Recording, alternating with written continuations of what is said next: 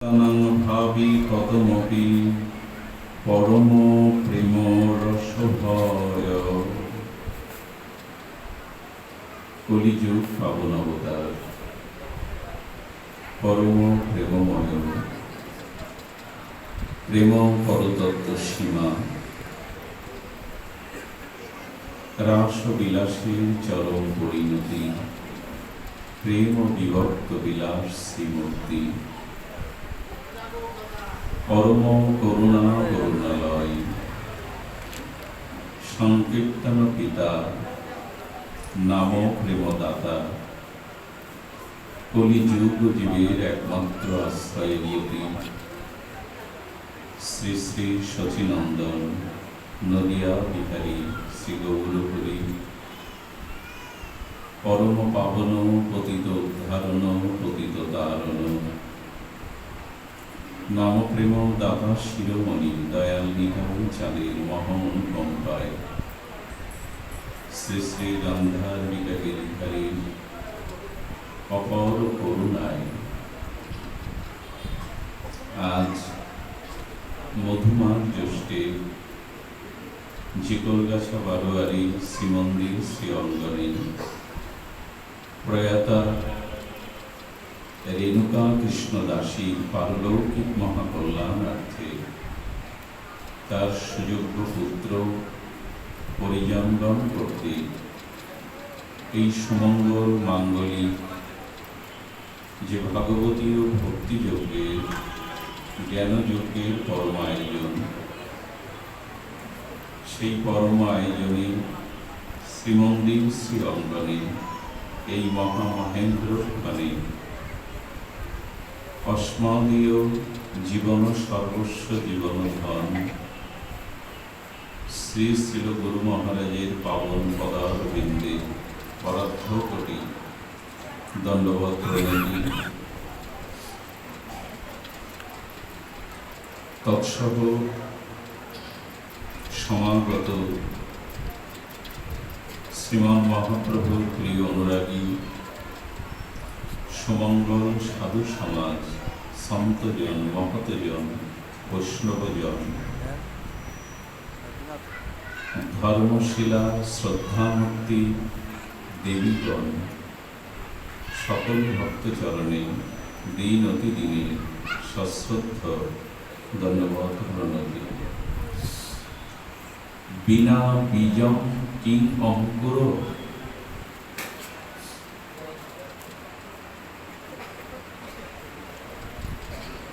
দেখুন এই বিশেষ কলিযুগে শ্রী নিতাইয়ের করুণা, শ্রী গৌর করুণা ব্যতীত সর্বশ্রেষ্ঠ ব্রজপ্রেম প্রাপ্তি সম্ভব কি?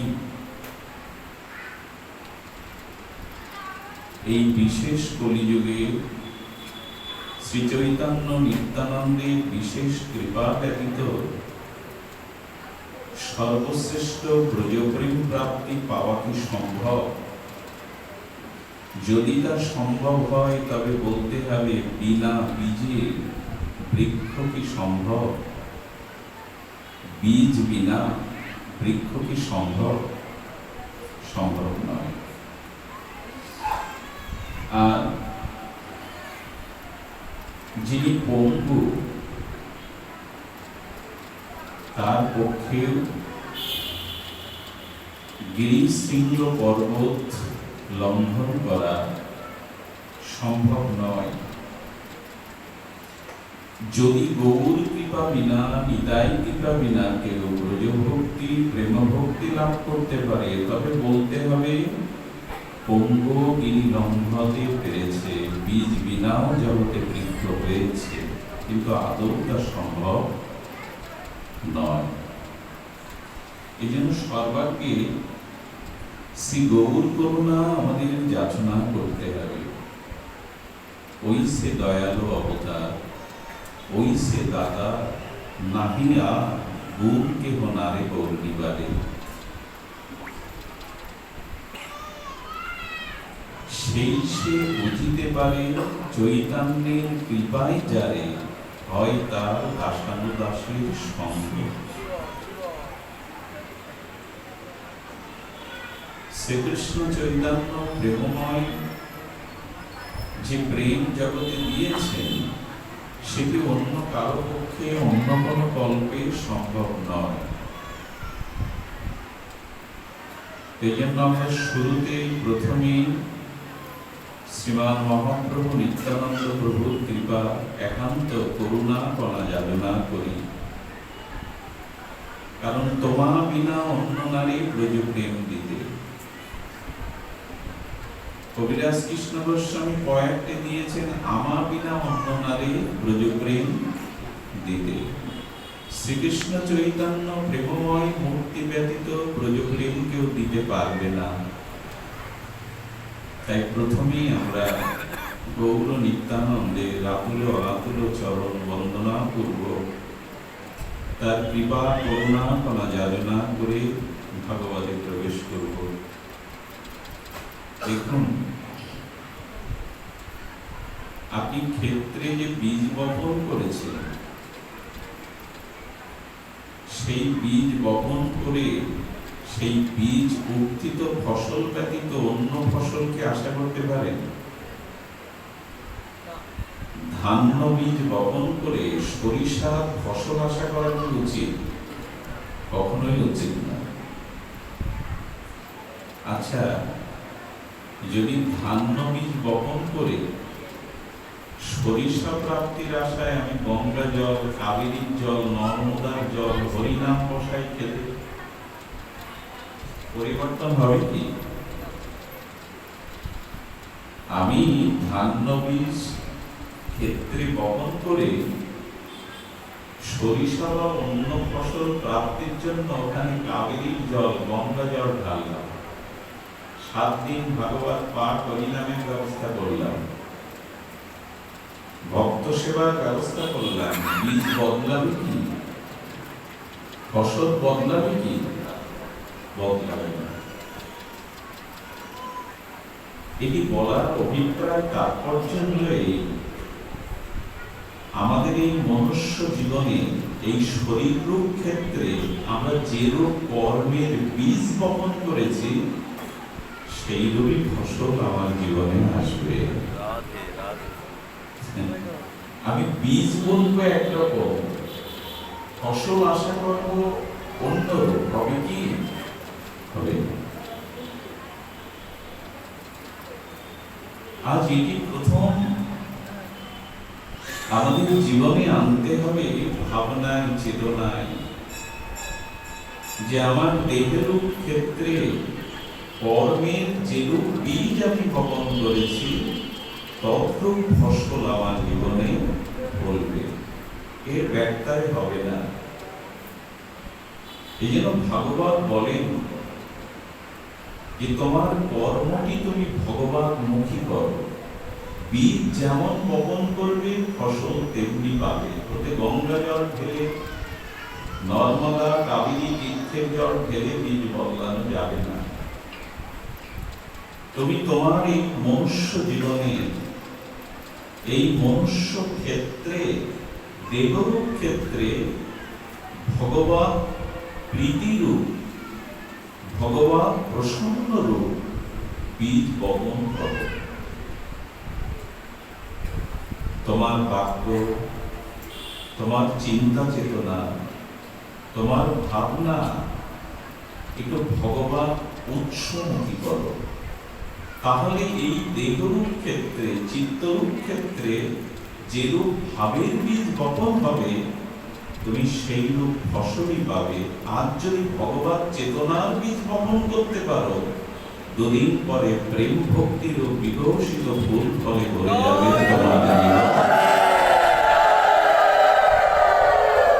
আমি বিষম বিষয়ের বীজ বপন করেছি, প্রেম মুকুল ফুলবে না, প্রেমের সুবাতাস সুগন্ধে বইবে না।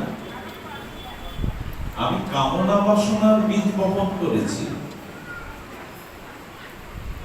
এই জন্য ভগবান বললেন, তুমি তোমার দিকে আর চেও না, দৃষ্টিটা আমার দিকে ফেরাও। যদি ভগবানের দিকে দৃষ্টিটা দিতে পারেন, তাহলে তোমার অভিমান থাকবে না, এবং যা কিছু তোমার জীবনে শুভ প্রসব হবে। কিন্তু নিজের দিকে যদি চেয়ে থাকো, আত্মকেন্দ্রিক যদি হয়ে থাকো, তাহলে তোমার ভিতরে দুটি ভাব আসবে। যে নিজের দিকে চায় সে মাঝে মাঝে নিজের গুণ দেখতে পায়, নিজের ভিতরে বড়ত্ব দেখতে পায়, এতে আসে অভিমান। আর নিজের দিকে তাকালে যখন দোষ আছে, নিজের স্খলিত চরিত্র, দোষ ত্রুটিগুলি আসে, তখন আমার ভিতরে বিরক্তি চলে আসে, অসন্তোষ চলে আসে, চিত্ত প্রসন্ন হয় না। ভগবান বললেন এর একমাত্র কারণ তুমি তোমার দিকে চেয়ে আছো। তুমি দৃষ্টিটা আমার দিকে ফেরাও, কারণ আমার দিকে তাকালে তোমার নিজ অভিমান, তোমার গুণ বা দোষ, এই কোনোটাই চোখে পড়বে না। পড়বে আমার অনন্ত মাধুর্য, ঐশ্বর্য, মহিমা। এই জন্য দৃষ্টি ফেরাতে হবে। প্রথমেই দৃষ্টিটা নিজের দিক দিয়ে ভগবানের দিকে ফেরা। দেখুন, শাস্ত্র প্রথমেই আমাদের এই বাণী শ্রীমদ্ ভগবৎ গীতায় বলেছেন, চক করসি জগন্নাসি যজ্জুষি দদাসি জল চক তপস্যসি কন্তেয় তৎপুরুষ মদার প্রণাম। অর্পণ করো, তুমি যা কিছু করো, যা কিছু আহার করো, যা কিছু যজ্ঞ করো, যা কিছু আমাকে অর্পণ করো। এই সমর্পিত ভাবটা তোমার জীবনে শুরু হোক। সমর্পণ যদি করা যায়, সমর্পণের দ্বারাই আমাদের জীবনে প্রগতি, ভক্তির পথ সূচনা হয়। সবকিছু ভগবানকে অর্পণ করা, তৎসহ নিজেকে ভগবানকে অর্পণ করা, প্রতিটি কর্মের মধ্যে দিয়ে তার মুখাপেক্ষী হয়ে থাকা, নিজের দিকে না চেয়ে ভগবানের দিকে দৃষ্টি দেওয়াই শ্রী গীতাকারের উদ্দেশ্য।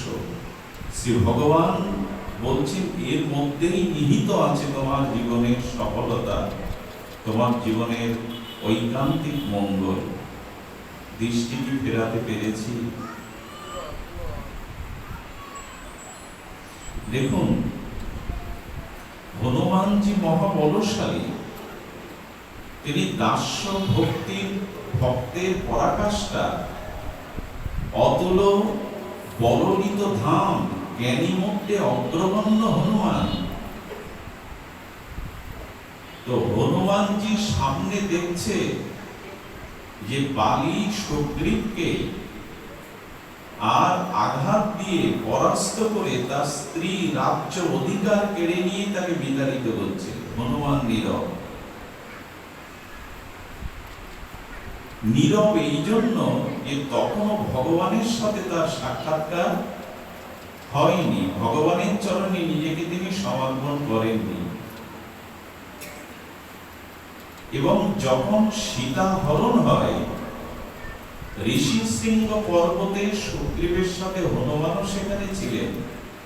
তিনি কেন রাবণকে আটকাননি, যিনি লঙ্কায় গিয়ে লঙ্কা পুড়িয়ে সীতা অন্বেষণ করলেন? হনুমান জানাচ্ছেন আমি মহাবলশালী হলেও, জ্ঞানীদের মধ্যে অগ্রগণ্য হলেও, যতদিন প্রভুর চরণে নিজেকে সঁপে না দিয়েছি ততদিন আমার আত্মপ্রকাশ ঘটেনি, আমার বল, আমার মেধার প্রকাশ আমার ঘটেনি। কারণ বল আমার নয়, শক্তি আমার নয়, শক্তি প্রভুর। রঘুপতি রামচন্দ্রের চরণে শরণাগতি হওয়ার আগেও হনুমান বলশালী ছিলেন, জ্ঞানী শ্রেষ্ঠ ছিলেন, কিন্তু শক্তির প্রকাশ ঘটাননি। জানালেন শক্তি আমার নয়, শক্তি তোমার। অর্জুন বিশ্বজয়ী হতে পারে না, পার্থ সারথীর কৃপায় অর্জুন বিশ্বজয়ী হতে পারে।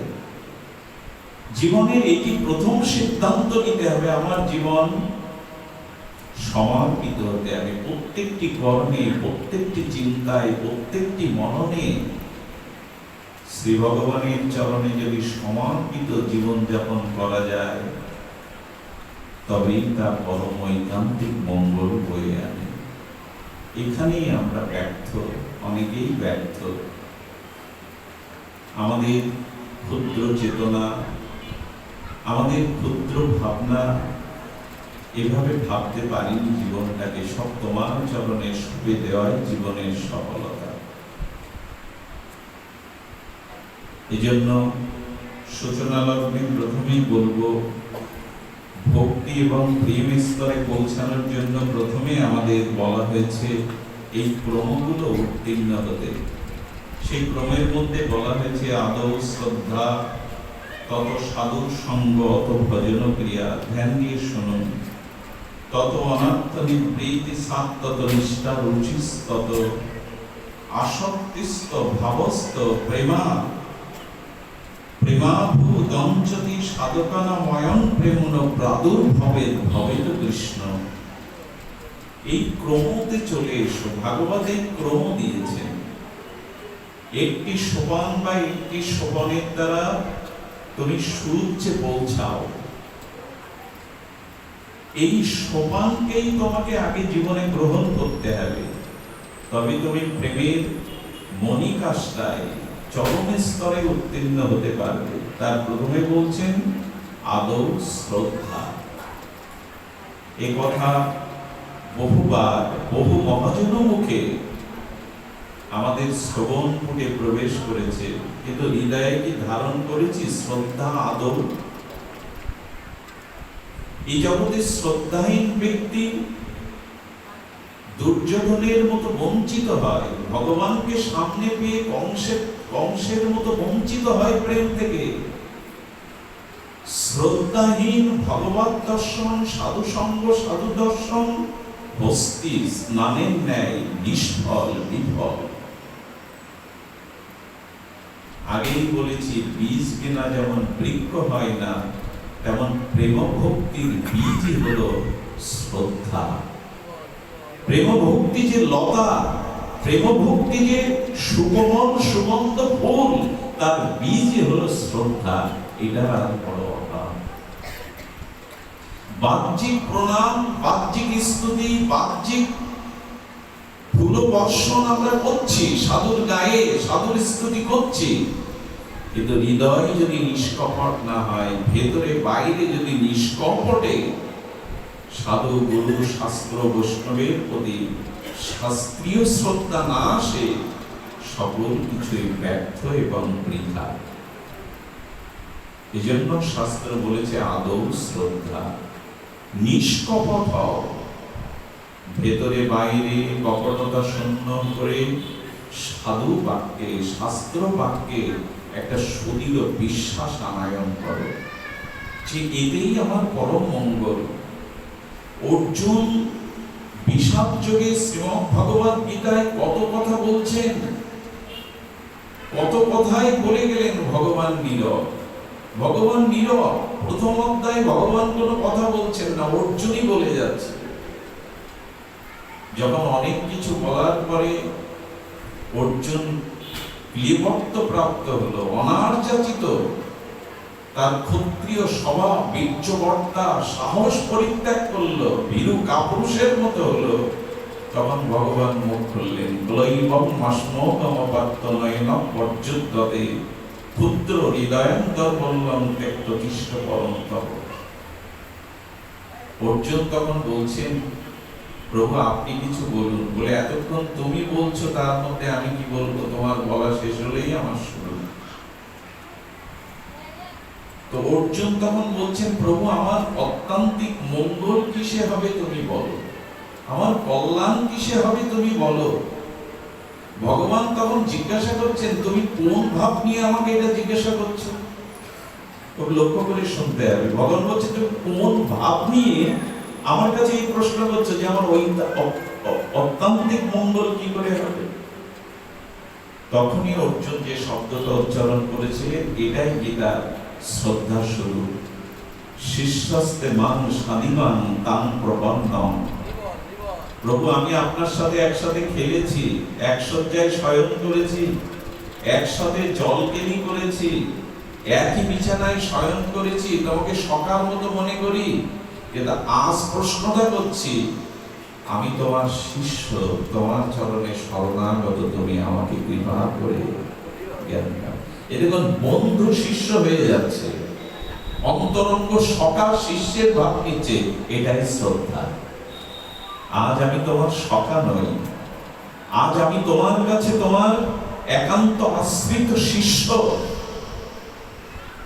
ভগবানই তখন কর্ম, জ্ঞান, ভক্তিযোগ, ধ্যানযোগ, অভ্যাসযোগ কত কি বললেন। অর্জুন আবার বলছেন, তোমার এই ব্যামিশ্র বিভিন্ন দিক দর্শনের দ্বারা আমি চিত্ত স্থির করতে পারছি না। প্রভু, তুমি কৃপা করে বলো কোনটা আমার জন্য শ্রেয়। এটি তো সকলের সার্বভৌম মঙ্গলের কথা বললে। ভগবান তখন বললেন, দেখো, কর্ম যারা করে, ওই কর্মের দ্বারাই তাদের কল্যাণ হয়। কর্মই, সুকর্মই তাকে কল্যাণের অধিকারী করে।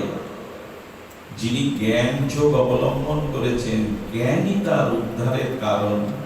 যিনি ভক্তিকে আশ্রয় করেছেন, ভক্তি তার উদ্ধারের কারণ।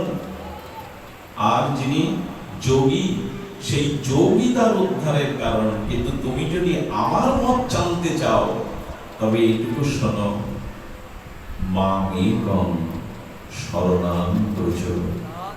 আমি তোমায় জ্ঞান, কর্ম, যোগ, ভক্তির আশ্রয় নিতে বলবো না।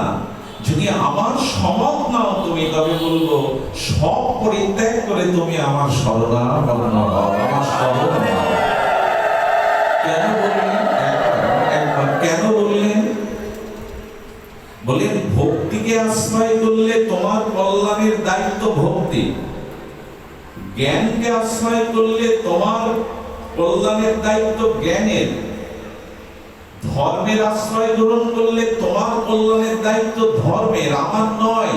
কিন্তু যে সব পরিত্যাগ করে আমার আশ্রয় নেয়, তখন তার কল্যাণের দায়িত্ব আমাকে নিজে নিতে হয়, নিজেই নেই। এই জন্য শ্রদ্ধাটা আর কিছু নয়, শ্রদ্ধাটা দৃঢ় সংকল্পিত হয়ে নিষ্কপট ভাবে সাধু শাস্ত্র বাক্যের প্রতি দৃঢ় আস্থা, নিশ্চয়তা, বুদ্ধি আনা উচিত। এটার বড় অভাব। আদৌ শ্রদ্ধা, এই শ্রদ্ধাহীন বা শ্রদ্ধাহীনতার কারণে আজ চারিদিকে যাগ যজ্ঞ উৎসবের তরঙ্গ বইছে। কিন্তু মনুষ্য সমাজ, মানবতা, মনুষ্যবোধ, ভক্তির ক্রম বিকাশ, প্রগতির ক্রম বিকাশ যেভাবে হওয়া উচিত সেভাবে হচ্ছে না। তার কারণ অনুষ্ঠান হচ্ছে, যাগ যজ্ঞ হচ্ছে, কিন্তু রয়ে যাচ্ছে শ্রদ্ধার অভাব। লৌকিক শ্রদ্ধায় কিছু হয় না, লোকের দেখা দেখি যে শ্রদ্ধা। অন্য তিলক নিয়েছে তাই আমিও আজ নিলাম, অন্যজন যেভাবে আরতি দেখায় আমিও তাকে দেখা দেখি আরতি শুরু করলাম, অন্যজন মন্দির যেভাবে পরিক্রমা করে আমিও তেমনি করলাম, অমুকজন বৃন্দাবনে গিয়ে কিছুদিন এসে তিলক মালা নিয়েছে তার দেখা দেখি প্রতিবেশী আমিও নিলাম। কিন্তু কিছুদিন পরে এটা টিকে থাকে না, লৌকিক শ্রদ্ধা টিকে থাকে না, শাস্ত্রীয় শ্রদ্ধাটাই টিকে থাকে। তাই শাস্ত্র যা বলেন, মহাজন যা বলেন, আচার্য পাদ যা বলেন, এটা সুদৃঢ়ভাবে দৃঢ়তার সহিত ধরে রাখুন। এটাই ভক্তি ক্রম বিকাশের প্রধান সহায়। এই জন্য আদৌ শ্রদ্ধা, তত সাধু সঙ্গ, এরপরেই আসবে সাধু সঙ্গ। শতাং প্রসঙ্গ নাম বীর্য সঙ্গবিদ ভবন্তিরিত করণ রসায়না কথা ধৈর্য সনাত দর্শবর্গ বর্মানি শ্রদ্ধা রতি ভক্তি ক্রমমিষ্যতি। ভগবান কপিল দেব মাতা দেবাহতীকে এই প্রসঙ্গে এই শ্লোকটি বলেছিলেন, মাতা সাধু সঙ্গ আশ্রয় গ্রহণ কর। জীবনে সব থেকে বড় প্রাপ্তি হলো নিষ্কিঞ্চন ভজনানন্দী শুদ্ধ হৃদয় সাধুর সঙ্গ। এই সাধু সঙ্গ যতদিন না বিশুদ্ধ স্বজাতীয় নির্মল চরিত্র ভজনানন্দী স্নিগ্ধ সাধু সঙ্গ যতদিন না হচ্ছে, ততদিন ভগবানের কৃপা দৃষ্টি আপনার উপরে পতিত হবে না। আপনার পূর্ব জন্মের কর্ম সংস্কার শোধন হবে না।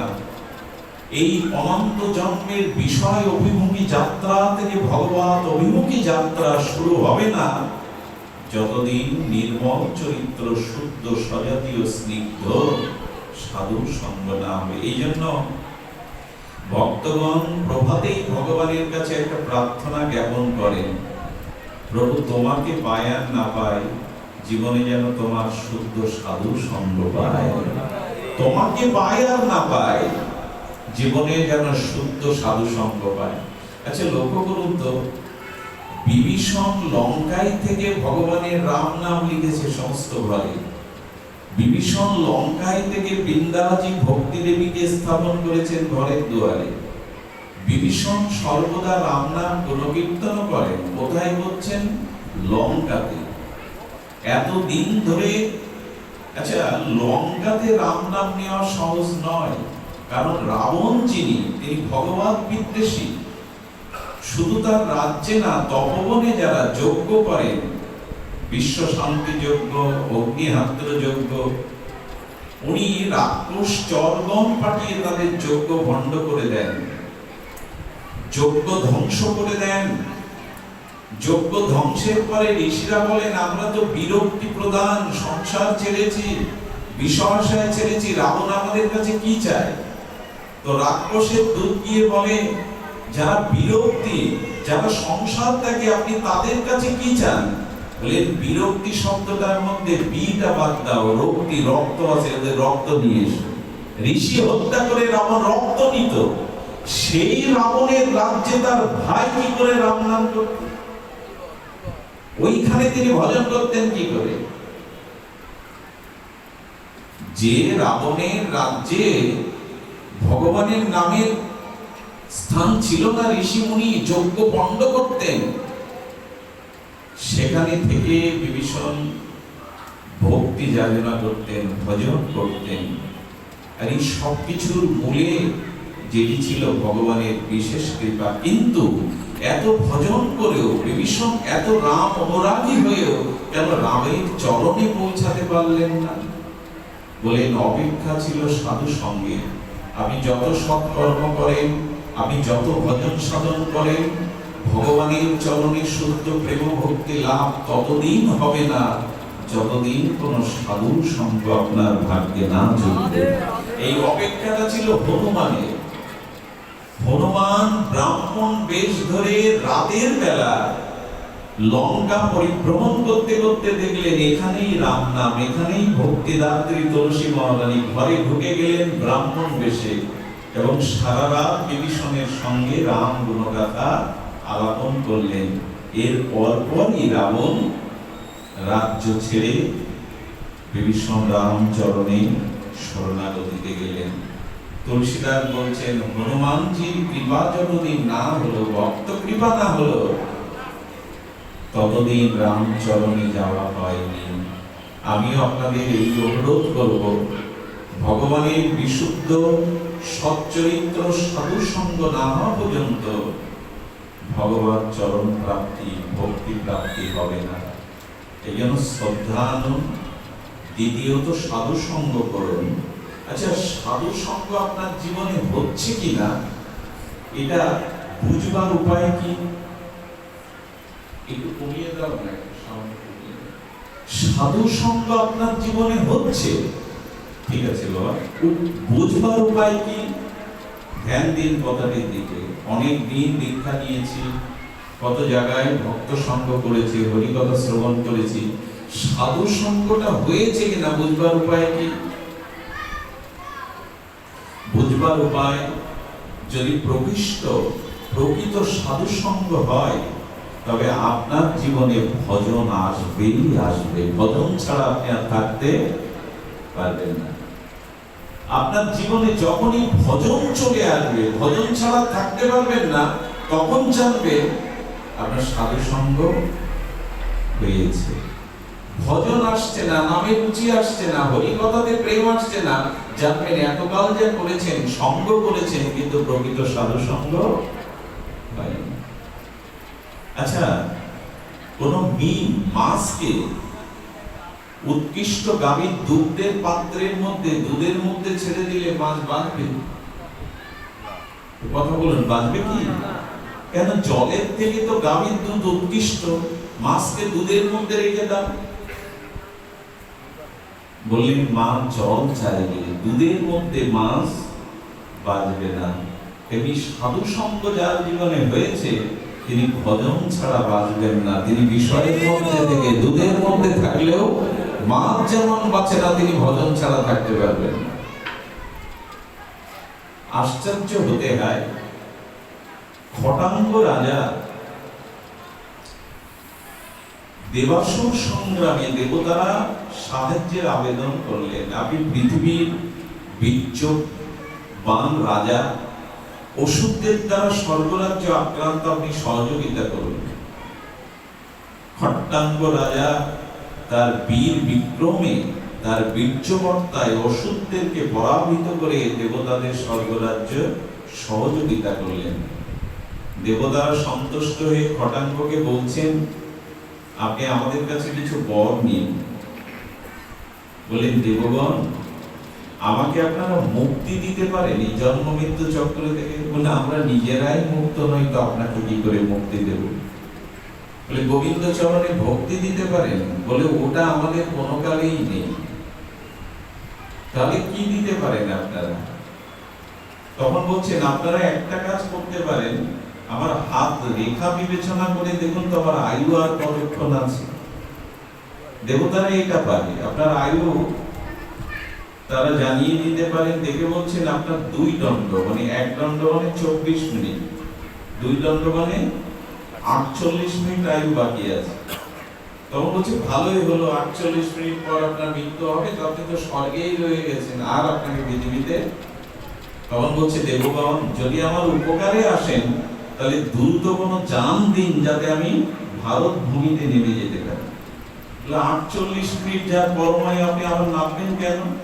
বলে, স্বর্গে ভগবত ভজন নেই, স্বর্গে হরি ভজন নাই, এখানে থাকলে আমার গতি হবে না। শোনো পরম কথা, যে ভারতবর্ষের ভূখণ্ডে, যে অখণ্ড ভারতবর্ষে ভগবানের প্রিয় ভক্তগণ, পরিকরগণ, তাদের ভজন অনুভূতি আকাশে বাতাসে মিশানো আছে, সেই ভক্তি স্নাত ভূমিতে, সেই ভারত অখণ্ড ভূমিতে আমি এক মুহূর্তে যদি শ্রদ্ধার সহিত ভগবানকে ডাকি, হে কৃষ্ণ তুমি আমার, আমি কল্যাণ পাবো, আমাকে দ্রুত যেতে দিন। তো স্বর্গে গিয়েও খটাঙ্গ রাজা এই ভূমিতে নামতে চাইছেন, যে ভূমিতে অগণিত ভক্ত পরিকরগণ ভজন অনুভূতি মেশানো আছে, যে মাটিতে। এই মাটির অনুরাগ মিশিয়ে যদি একবার আমি গোবিন্দকে ডাকতে পারি, আমি তার চরণ পেয়ে যাব। সাধু সঙ্গ হয়েছে মানে আপনার ভজন ছাড়া, দুধের মধ্যে মিন বা মাছ যেমন ছটফট করে মারা যাবে, জল চাই তার, তেমনি যার প্রকৃত সাধু সঙ্গ হয়েছে, তার অনুভবের একটাই লক্ষণ, ভজন ছাড়া সে আর থাকতে পারবে না। আমার যদি ভজনে অনুরাগ না হয়, হরি নামে হরিকথাতে জানতে হবে, পূর্বে যা সঙ্গ করেছে এতদিন, প্রকৃত সাধু সঙ্গ হয়নি। সাধু সঙ্গের পরে ভজন ক্রিয়া আসবে, ভজন আসবেই। সূর্য উদয় হবে, রাতের অন্ধকার দূর হবে না, তা হয় না। সাধু সঙ্গ হলো, অথচ জীবনে ভজন এলো না। যে সাধু সঙ্গে, যে দীক্ষায়, যে ভজনে মানুষের পরিবর্তন না হয়, সে ভজন ভজনই নয়। যে সাধু সঙ্গ করে জীবনে ভজন না আসে, সেটা আদৌ সাধু সঙ্গ নয়। পরিবর্তন আসতে হবে, ভজন আসতে হবে। তা না হলে জানবেন সাধু সঙ্গ হয়নি। এই জন্য সাধু সঙ্গের দ্বারা আসবে ভজন ক্রিয়া, ভজন ক্রিয়ার দ্বারা তখনই আসবে অনর্থ নিবৃত্তি। যদিও কথাগুলো একটু শুষ্ক রসহীন, তবু শুনতে হবে। এটাই ভক্তির কাছে পৌঁছাবার সিঁড়ি। সিঁড়ি বাদ দিয়ে লাফিয়ে উঠতে গেলে হোঁচট খেতে হবে। তো ভক্তি প্রাপ্তির এটাই সব 9টা সিঁড়ি। তার প্রথমেই শ্রদ্ধা, দ্বিতীয়টি সাধু সঙ্গ, তৃতীয়টি ভজন ক্রিয়া, চতুর্থ হলো অনর্থ নিবৃত্তি। আচ্ছা, আমার ভিতরে যে দোষ আছে, ভক্তি বিরোধী ভাব আছে, কাম কামনা দেহভোগ আছে, এটিকে আমার শক্তিতে আমি দূর করতে পারবো? আমার চেষ্টায় আজ পর্যন্ত পেরেছি? পারিনি। এই জন্য আমার ভিতরে যে অনর্থগুলো আছে, অনর্থ মানে অর্থ মানে প্রয়োজন, আর অনর্থ মানে প্রয়োজনে যে অন্তরায় সৃষ্টি করে। অর্থাৎ আমাদের জীবনে যে কাম, ক্রোধ, বিশেষ করে এই কলিতে 4টি জিনিস বড় অনর্থ হয়ে দেখা দেয়। আপনারা সেটা জানেন। সেটা হলো আমাদের জিহ্বার লালসা, চোখের দৃষ্টি আজও শুদ্ধ না হওয়া, পরস্ত্রীকে মাতৃজ্ঞান না করা, জিহ্বার লালসা নিয়ন্ত্রণ না হওয়া, মনের ভিতরে কাম কামনা লুকিয়ে রাখা। এই যে অনর্থগুলি জন্ম জন্মান্তরে আমাকে ভগবান বিমুখ করছে, পুনঃ পুনঃ জন্ম মৃত্যুর কারণ হচ্ছে, এই অনর্থগুলো নিজ চেষ্টায় কোনোদিন যাবে না। এইখানেই প্রয়োজন শ্রী গুরু কৃপা, এখানে প্রয়োজন কোন মহতের কৃপা। আপনি নিজ চেষ্টায় আপনার অনর্থ দূর করতে কোনোদিনই পারবেন না। অনেক যোগীরা, অনেক মুনীন্দ্রগণ, অনেক দেবগণও পারেননি। আচ্ছা, আপনি লক্ষ্য করুন তো, আপনি লক্ষ্য করুন, দেবগণ পারেনি। এমনকি আমার অপরাধ নেবেন না, কথাটি ভুল হচ্ছে, তবু বলতে হচ্ছে, উচ্চারণ করা উচিত নয়। ব্রহ্মা, সৃষ্টিকর্তা ব্রহ্মা জগৎকে দেখাচ্ছেন যে আমি সৃষ্টিকর্তা, আমি ব্রহ্মা, কিন্তু আমি তমগুণ দমন করতে পারিনি। তিনি জগৎ শিক্ষার জন্য দৃষ্টান্ত দিয়েছেন। ব্রহ্মার মধ্যে এরকম গুণ, এরকম অবগুণ নাই। ব্রহ্মা নিজ কন্যার পিছনে কামোদ্দীপ্ত হয়ে ছুটেছেন, এটা আছে শাস্ত্রে, কিন্তু আদৌ এটা দৃষ্টান্ত দিচ্ছেন যে আমি ব্রহ্মা, সৃষ্টিকর্তা, তবু কামনাকে জয় আমি করতে পারিনি। আমি নিজ কন্যা রূপ গুণে মোহিত হয়ে তার পিছনে ছুটেছিলাম। ব্রহ্মা এই কথাটা কেন দৃষ্টান্ত দিলেন? যে নিজের কোন চেষ্টার দ্বারা কাম কামনা অবগুণ অনর্থ আপনি নিবৃত্তি করতে পারবেন না। সেই ব্রহ্মা যখন হরিদাস ঠাকুর হয়ে এলো, বেনাপোলে লক্ষ্য হীরাকে জয় করলো কি করে? লক্ষ্য হীরাকে জয় করলো কি করে? ওই ব্রহ্মা। বলেন, এখানে মহতের কৃপা, হরিনামের কৃপা সাথে আছে। নাম প্রভু কৃপা করছেন। হরিদাস ঠাকুর সঙ্গ পেয়েছেন, আচার্য দেবের সঙ্গ পেয়েছেন, অদ্বৈত আচার্য, এবং তিনি নাম নিষ্ঠার দ্বারা, আচার্য নিষ্ঠার দ্বারা নিষ্কৃতি পেয়েছেন। তাই নিজের সাধনার উপরে বল রাখবেন না, মহৎ কৃপার দিকে দৃষ্টি রাখবেন। মহৎ কৃপা, যেমন পরমহংসদেব বলেছিলেন, হৃদয়ে যদি কখনো কাম জাগে, নিজের মায়ের মুখটা চিন্তা করবেন, এবং এক থেকে যদি 12 বার নিজের গর্ভধারিণী মায়ের মুখ চিন্তা করে মা এই শব্দটা উচ্চারণ করতে পারেন, তো ঠাকুর বললেন দুগ্ধ বর্তন হয়, দেখেছেন? দুগ্ধ উল্লে যায়, যেমন তপ্ত কড়াইতে জাল দিতে দিতে দুগ্ধটা বর্তন হয়, উৎবর্তন হয়ে যায়, ওখানে একটু জলের ছিটে দিলে স্থিমিত হয়ে যায়। বলে মা শব্দ উচ্চারণ করলে, মায়ের মুখটা মনে করলে, ভেতরে আপাত যে কামের প্রবল বেগ সেটাও দমিত হয়। আর যারা কাম বীজ, কাম গায়ত্রী জপ করেন, তাদের তো কথাই নাই। সব থেকে বড় কথা, নিজের অনর্থ দূর করবার জন্য নিজের চেষ্টা বলবান নয়, মহতের কৃপায় বলবান। এই জন্য অনর্থ নিবৃত্তি কখন হবে? যখন ভজন আসবে। ভজন যখন আসবে, এই ভজন আপনাকে রক্ষা করবে, মহৎ অনুগ্রহ আপনাকে রক্ষা করবে। না হলে অনেক দেবতাদেরও তো পতন কথা শুনেছেন, মনীষীদেরও পতনের কথা শুনেছেন। এই জন্য অনাত্ম নিবৃত্তি আসবে মহৎ কৃপায়। দেখুন, এখানে কেউ না কেউ সাধু আছেন, তার গায়ের বাতাসটা, তার হৃদয়ের ভজন অনুভূতি কণাটা, চিৎকণাটা ছড়িয়ে পড়েছে বিদায় এখানে নারী পুরুষ একসাথে বসলেও কারোর মধ্যে কারো বিকার আসার সম্ভাবনা নাই। এটাই মহৎ কৃপার সব থেকে বড় দৃষ্টান্ত। এখানে কারোর মধ্যে কোনো বিকার আসতে পারে না, কারণ এর মধ্যে এমন একজন সাধু ভজনশীল আছেন যার হৃদয়ের ভজন অনুভূতি চিৎকণাটা এই বাতাসে ছড়িয়ে পড়েছে। সকলের চিত্ত এখন সমাহিত। এই জন্য মহৎ সঙ্গ, মহৎ কৃপা, ভজন কৃপা ছাড়া অনন্ত নিবৃত্তি হবে না, সে যতই চেষ্টা করবে। আর যখন অনন্ত নিবৃত্তি হবে তখনই আপনার জীবনে আসবে নিষ্ঠা। নিষ্ঠা আসবে। নিষ্ঠা পঞ্চম স্তর। নিষ্ঠা মানে কি জানেন?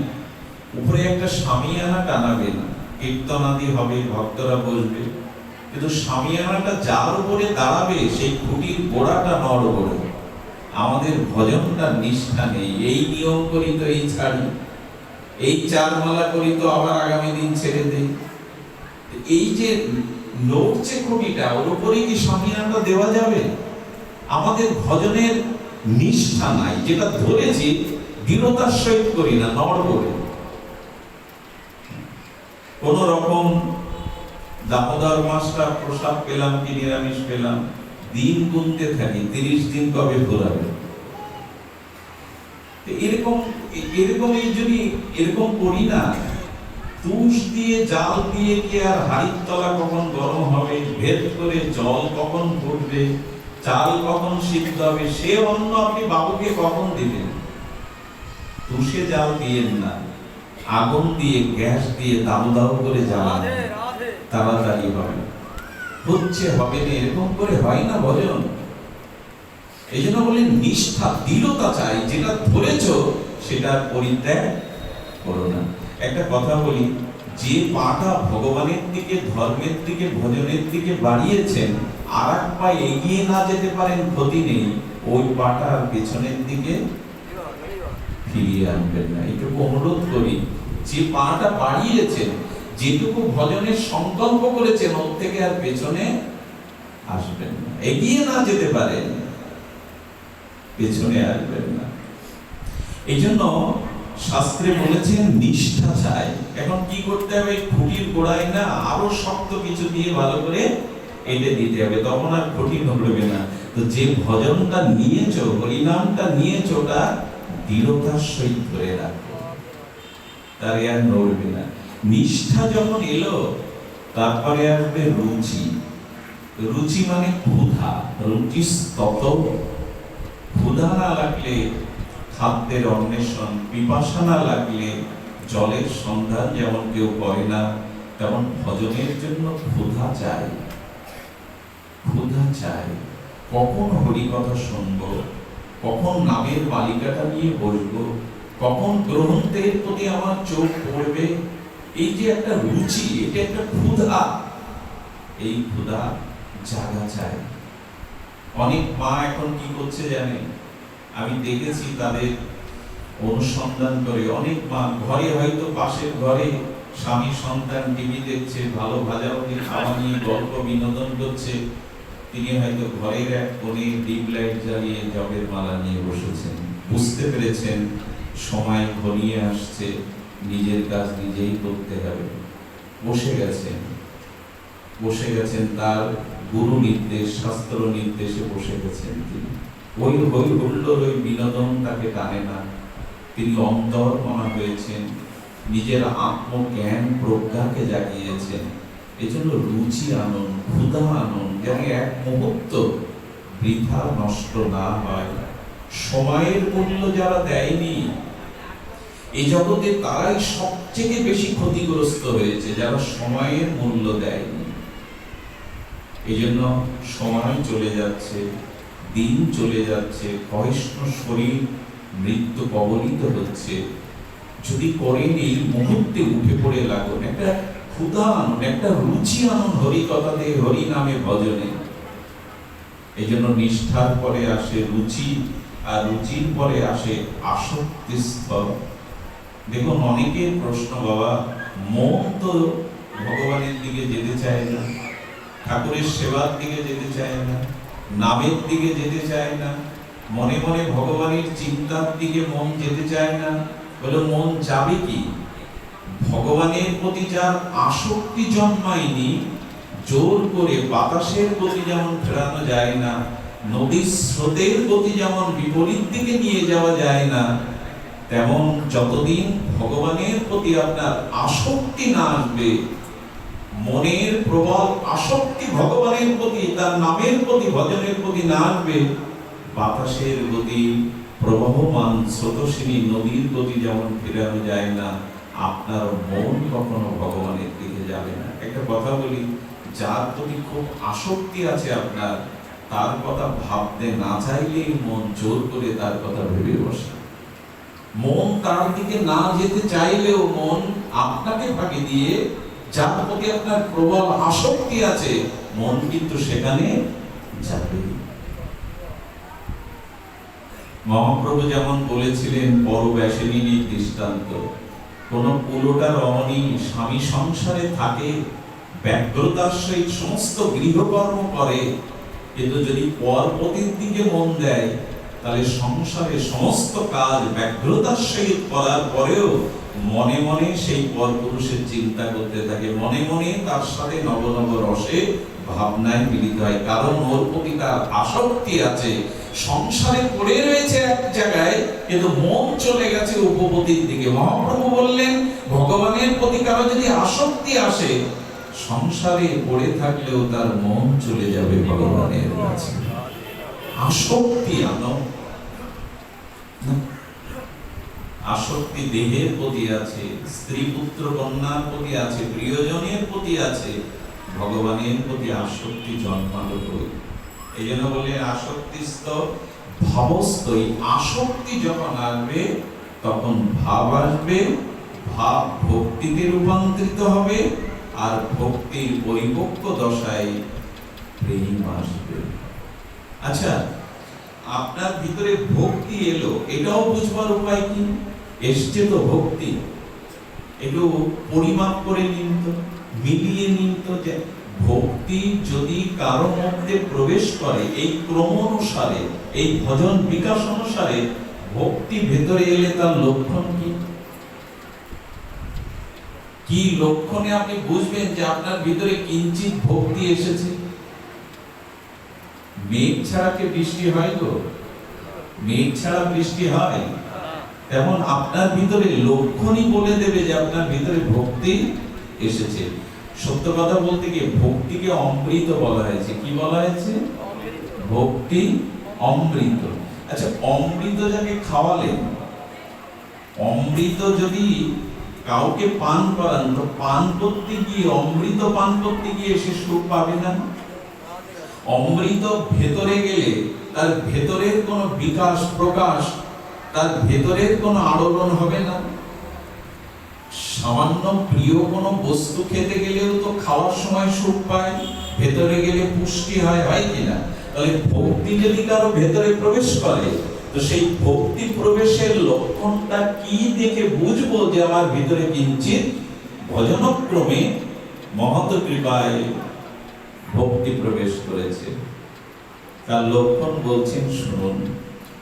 ভক্তি কারো ভেতরে প্রবেশ করেছে, অথচ তার কোনো লক্ষণ প্রকাশ হচ্ছে না, জানবেন না ভক্তি প্রকাশ হয়নি। আমি শাস্ত্রে এইটুকু দেখেছি, কোন কুড়ে ঘরের মধ্যে যদি বড় হস্তি প্রবেশ করে, সে কুড়ে ঘরের মধ্যে যদি প্রবেশ করে, ঘরটা কি স্থির থাকে? ঘরটা কি হয়? নড়ে, এই পড়ে গেল, এই পড়ে গেল। তো কারো ভিতরে ভক্তি গেছে, তো তার কিছু ক্রিয়া বাইরে অবশ্যই প্রকাশ পাবে। যদি না পায়, তাহলে জানবেন আবেগ ঢুকেছে, ভক্তি প্রবেশ করেনি। ভক্তি আপনার ভেতরে এলেই বহির প্রকাশের, ভেতরের প্রকাশের একটা লক্ষণ আসবে। সেই লক্ষণটা প্রথমে বলা হয়েছে যে ভক্তি আপনার ভিতরে আসলে প্রথমত আপনার হৃদয়ে এমন একটি দিব্য ভাবের ভাব প্রকাশ হবে যাতে আপনার জীবনে অনেক সিদ্ধি এসে যাবে। কথা কিন্তু ধ্যান দিয়ে শুনতে হবে। ভক্তি এসেছে ভেতরে অথচ আপনার সিদ্ধি আসেনি, জানবেন ভক্তি আসেনি। তখনই বোঝা যাবে ভক্তি এসেছে সিদ্ধি বহুবার এলেও যখন আপনি সিদ্ধিকে গ্রহণ করছেন না, সিদ্ধিকে ফিরিয়ে দিচ্ছেন। কি করে বোঝায় কথাটা? সিদ্ধি মানে কি বাবা? সাধনায় কেউ সিদ্ধি লাভ করলে সে মুখে যেটা বলে, যাকে যেটা আশীর্বাদ করে, যেমনটা সে মুখে উচ্চারণ করে তেমনই হয়ে যায়। ভক্তি প্রবেশ করেছে আর আপনার ভেতরে সিদ্ধি আসেনি, জানতে হবে ভক্তি আসেনি। কিন্তু এটাই লক্ষণ না, সিদ্ধি আপনার ভিতরে আসবে কিন্তু সিদ্ধিকে আপনি ফিরিয়ে দেবেন, তখনই বোঝা যাবে আপনার ভক্তি এসেছে। কথাটা এভাবে বললে পরিষ্কার হবে না। সিদ্ধি মানে কি? ভক্তি আসলেই সিদ্ধি আসবে কি? আপনার সুনাম ছড়িয়ে পড়বে, কারণ মাথায় হাত দিয়ে আশীর্বাদ করলে সন্তানিনার সন্তান হবে, অসুখ সেরে যাবে, আপনার মনোকামনা পূর্ণ হবে, এরকম হাজার সিদ্ধি। কারণ সিদ্ধি কে জানেন? ভক্তির দাসী। মহারানী যেখানে যাবে দাসী যাবে না, তো ভক্তি যেখানে যাবে সেখানে সিদ্ধিরূপ দাসীরা উপস্থিত হবে, অথচ ভক্তি সিদ্ধিকে গ্রহণ করবেন না। সিদ্ধিকে ফিরিয়ে দিয়ে বলবেন তুমি ফিরে যাও, কোন সিদ্ধির প্রয়োজন আমার নাই। আচ্ছা, সিদ্ধি দেবতারা দিতে আসবে, আশীর্বাদ দিতে আসবে, পদ দিতে আসবে, যদি ফিরিয়ে দেন, ফিরিয়ে দেওয়ার পরে যদি অভিমান আসে, আমাকে দেবতা বর দিতে চেয়েছিল, আমাকে ভক্তি দেবী এরকম সিদ্ধি দিতে চেয়েছিল, আমি যার যা আশীর্বাদ করব তাই খাটবে, বলেন ফিরিয়ে দিলেও অভিমান আসবে আর গ্রহণ করলে ভক্তি খেয়ে ফেলবে, গিলে ফেলবে। যদি একবার সাধুর পেছনে এরকম প্রচার হয়ে যায় যে উনি মাথায় হাত রাখলে সব আশা পূর্ণ হবে, ভক্তি আর আপনার ভিতরে দাঁড়াবে না, ওই দাসীকে রেখে মহারানী পালিয়ে যাবে। খবরদার, এই মাদুলি, তাবিজ, ঝাড় ফুঁক, রোগ অসুখ সারা, জামাইয়ের চাকরি, ভক্তিকে এভাবে নিচে নামাতে নাই। ভক্তি কখনো সিদ্ধিকে গ্রহণ করবে না। যদি অষ্ট সিদ্ধি গ্রহণ করে বসে তাহলে ভক্তি বহু দূরে অবগুণ্ঠিত হয়ে পালাবে। যারা ভক্তি এসেছে তার ভিতরে কিন্তু সিদ্ধি আসবে, সে কিছু বললে সিদ্ধি ক্রিয়া করবে, কিন্তু সেগুলি সে চাইবে না। যদি চেয়ে বসে ভক্তি দূরে গিয়ে দাঁড়াবে। ওই যে গোবিন্দ বলছেন, আমার ভজে মাগে বিষয় সুখ, অমৃত ছাড়ি বিষ মাগে এত বড় মূর্খ। এই জন্য দয়া করে ভজন আসলে সিদ্ধি আসবে, কিন্তু সিদ্ধিকে আপনি উপেক্ষা করবেন না, গ্রহণ করবেন না, তার দিকে ফিরে তাকাবেন। কেমন জানেন? শ্যামসুন্দর পণ্ডিত বাবাজি মহারাজ প্রাতঃস্মরণীয় বলেছেন, কোন বিরক্তি বৃন্দাবনের ত্যাগী, সর্বত্যাগী, জঙ্গলে বাস করা সাধু, ধরেন আপনাদের জীবনগাছায় এসেছে, একটা 8 বা 10 তলা বড় বিল্ডিং পাশ দিয়ে যাচ্ছে, সাধু কি আমার মতো তাকিয়ে তাকিয়ে দেখে, বাবা কত বড় বাড়ি, এমন বাড়ি যদি আমার হতো, দেখে কি? ওই বাড়ি দেখে তিনি কিছু না দেখারই ভান করে উপেক্ষা করে বাড়ির পাশ দিয়ে নিজের পথে চলে যান। যেমন দেখেন না, যেমন সিদ্ধি আসবে আপনি ভজন করলে, সাধু কথায় নাম নিয়েছেন, ভজন করেন, অনেক সিদ্ধি, অনেক প্রভাব আপনার আসবে। কিন্তু ওই নিষ্কিঞ্চন সাধু যেমন ধনীর অট্টালিকা দেখে ওদিকে না চেয়ে তিনি তার আপন গতিতে পথে চলে যান, আপনিও সিদ্ধিকে গ্রহণ না করে নিজের যশ, খ্যাতি, প্রতিষ্ঠা এগুলি না করে যখন নিজের পথে চলবেন, ভজনের পথে, তখনই জানবেন ভক্তি আপনার মধ্যে স্থায়ী রয়েছে। দুটো দৃষ্টান্ত দেই। একবার এক মহাযোগী আর একজন সরল ভক্ত এক পথ দিয়ে চলেছেন, শুনছেন তো? খুব মার্মিক ঘটনা। তো যোগী চলেছেন কাঠফাটা রৌদ্র তাপদাহের দিনে। এখন যোগী কিছু দূর গিয়ে বলছেন আমার তো বড় পিপাসা লেগেছে। তখন সেই সরল ভক্তটা বলছেন আমার গোবিন্দেরও পিপাসা লেগেছে। বললেন আমার গোবিন্দের পিপাসা লেগেছে। তো বলছে ওই সামনে কুয়ো আছে, চলো। যোগী গেছে, যোগী গিয়ে ওই সেই বিড় বিড় করে কি মন্ত্র বলে, তো যোগী সিদ্ধি আছে, ওনার হাতটা বহু লম্বা হয়ে গেল, কুমণ্ডল দিয়ে কুয়ো থেকে জল তুলে পান করলেন। ভক্তর দিকে তাকিয়ে বলছে কি গো, তোমার সিদ্ধি নেই, তুমি তো ভক্তি যোগী, তোমার সিদ্ধি দিয়ে জল তোলো। ও তখন কাঁদতে বসেছে, তো সহজ সরল ও কাঁদতে বসেছে, আমার তো কোনো সিদ্ধি টিদ্ধি নাই, আমি ভগবানকে ভালোবাসি মাত্র, তা না আমার তো এইসব সিদ্ধি জানা নেই যে হাত লম্বা করে কুয়ো থেকে জল তুলতে হবে। ও কাঁদতে বসেছে। তখন ওর দিকে তাকিয়ে বলছি সিদ্ধি নেই, তা তোমার ভিতরে ভক্তি কি? বলে দেখো, ও যখন কাঁদছে তখন বলছে দেখো ভগবানের কাছে আমি জানাই, যা কিছু আমার তাকে জানাই, পিপাসা তো তার লেগেছে, প্রভু একটা উপায় করো, প্রভু একটা উপায় করো। এই যেই বলেছে মোটর দিয়ে জল যেমন উপরে তোলে না, সেই কুয়ো থেকে ফোয়ারার মতো জল তুলতে তুলতে উপরে চলে এসেছে। যেই উপরে এসেছে, যোগী দাঁড়িয়ে দাঁড়িয়ে দেখছে ওই জল কোষ করে নিয়ে আগে গোবিন্দ, ভক্ত তো ভগবানকে না দিয়ে জলও পায় না, আগে গোবিন্দকে দিল, পরে পান করলো। তখন যোগী হাত জোর করে বসেছে, সর্বনাশ, এবার এটাকে বুড়ো মনে করলাম, পাগল মনে করলাম, এর তো সিদ্ধি আমার থেকেও বেশি, এর জল তো উপরে ওঠে। আরে ভাই তুমি এটা বলেন, আমার মধ্যে কোনো সিদ্ধি নাই, আমি সিদ্ধি চাইও না। দেখো আমার গোবিন্দের পিপাসাটাও গোবিন্দের লীলা, কুয়োটাও গোবিন্দের লীলা, জল ওঠাটাও গোবিন্দের লীলা, পান করাটাও গোবিন্দের লীলা। এতে আমার সিদ্ধি বলে কিছু নেই, এতে আমার সিদ্ধি বলে কিছু নেই। এই জন্য কোনো ভক্ত মাথায় হাত দিয়ে দাবি করবেন না যে আমি করলে তোমার এই কাজ হয়ে যাবে। তিনি সবকিছু ভগবানের লীলা বা কৃপা মনে করেন, এই হলো ভক্তির লক্ষণ। আজ আমাদের সমাজে বড় সমস্যা তৈরি হয়ে গেছে। সমস্যাটা হলে একটু সাধু হলে, একটু ভজন করলেও, একটি ভেতরে সিদ্ধি এলেই আমরা শুরু করে দেই, লাইন লেগে যায়। বলেন ভক্তি দাঁড়াবে না। ভক্তি যদি দাঁড়াতো গো, ভক্তি যদি দাঁড়াতো, সনাতন গোস্বামীর পায়ে পরশ পাথর বেঁধে গেলেও কি তা বালির মধ্যে তিনি পা দিয়ে রেখে দেন, যেটা কারো প্রয়োজন হলে হবে। রাধারানী এটা আমাকে দেখিও না, এটা দেখে তোমার উপাসনা কেড়ে নিও না। এ কি বলতো মা? পরশ পাথর যার পায়ে বেঁধে যায়, সে বালির ঢিবির মধ্যে রেখে দিতে পারে, হাতও দেয়নি গোস্বামী পাদ। এ রাধে, সবই তো ছেড়ে এসেছি, কেন এই লোক দেখাচ্ছ? তোমার সোনা দিয়ে কেন উপাসনা কেড়ে নিতে চাইছো?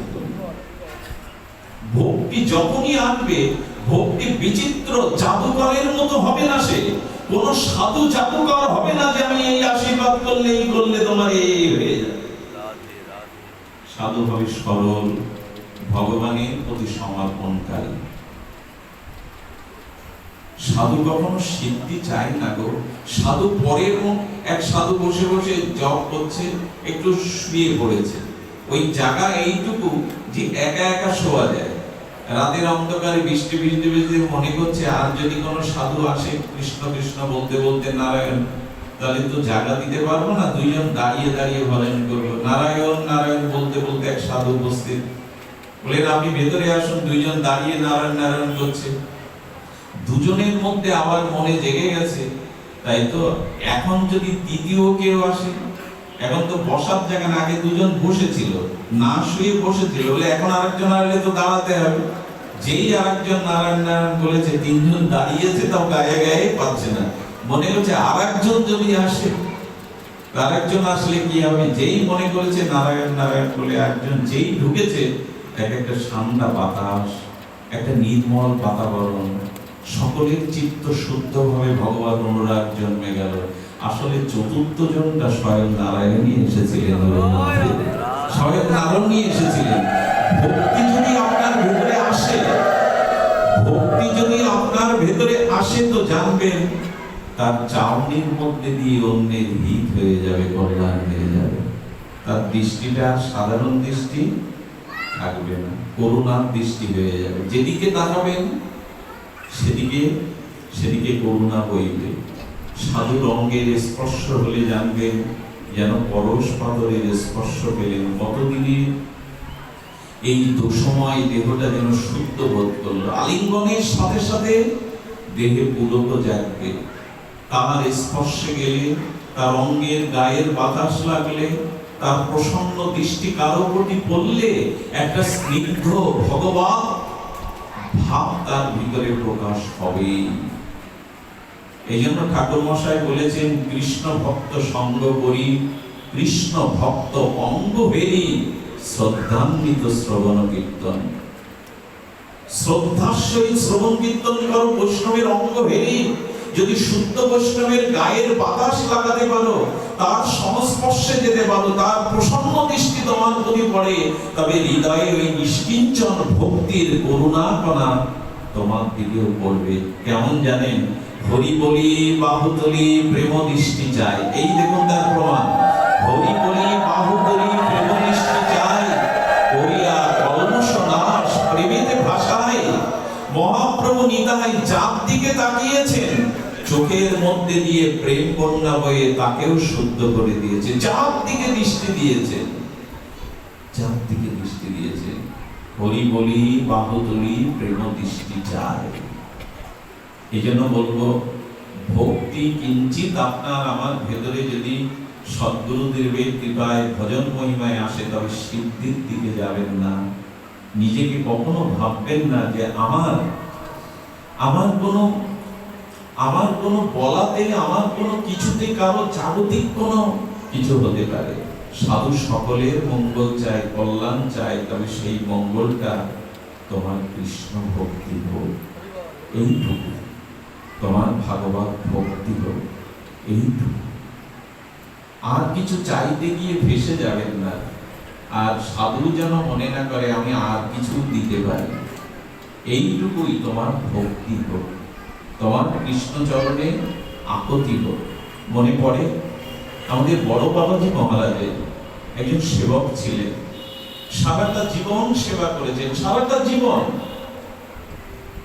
যখন বড় বাবাজি মহারাজ অগ্রপাতে যাবেন, তখন তার সেবক পাশে দাঁড়িয়ে ঝরঝর করে কাঁদছে।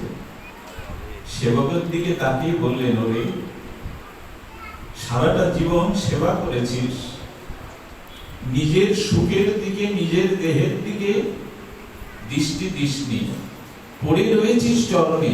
দেখ, আমি এখন অগ্রপাতে যাওয়ার সময় এসেছে। রাধা মাধবের চরণে যাওয়ার আগে বলি, তুই যদি বৈকুণ্ঠ চাস আমি তোকে দিতে পারি, তুই যদি রাজ্য চাস আমি তোকে দিতে পারি, এটুকু আমি অর্জন করেছি রে, চা কিছু চেয়ে। ফ্যাল ফ্যাল করে সহজ সরল ভঙ্গিমায় তাকিয়ে বলছে, প্রভু যা চাইবো দেবে। বলে, তোর বিশ্বাস হয় না? তোকে অদেওয়ার কিছু নেই, তুই নিষ্কপটে সারাটা জীবন সবকিছু ফেলে সেবা করেছিস। বলেন, আমার মাথায় হাত দেখে বলুন যা চাইবে দেবে। বলেন, আজও তোর বিশ্বাস এলো না? আজও তো রাস্তা এলো না যে আমি যা বলছি তা দিতে পারি? তবু বলুন মাথায় হাত দেখে। বলেন, হ্যাঁ রে, বল তোর কি চাওয়া। কিছুক্ষণ নীরব থেকে সজল নয়নে বললেন, আমাকে এইটুকু দিন, আমি বৈকুণ্ঠ চাই না, আমি স্বর্গ চাই না, আমি যশ খ্যাতি পৃথিবীতে চাই না। আমি চাই আপনার মতো আসনে বসে নিতাই গৌর বললে যেন চোখে জল আসে, এইটুকু দিন। গৌর বললে, নিতাই বললে যেন চোখ দিয়ে অশ্রু ঝরে, এইটা দিন। যখনই বলেছে, বাবাজি মহারাজ চোখ বন্ধ করে নীরব হয়ে গেছে।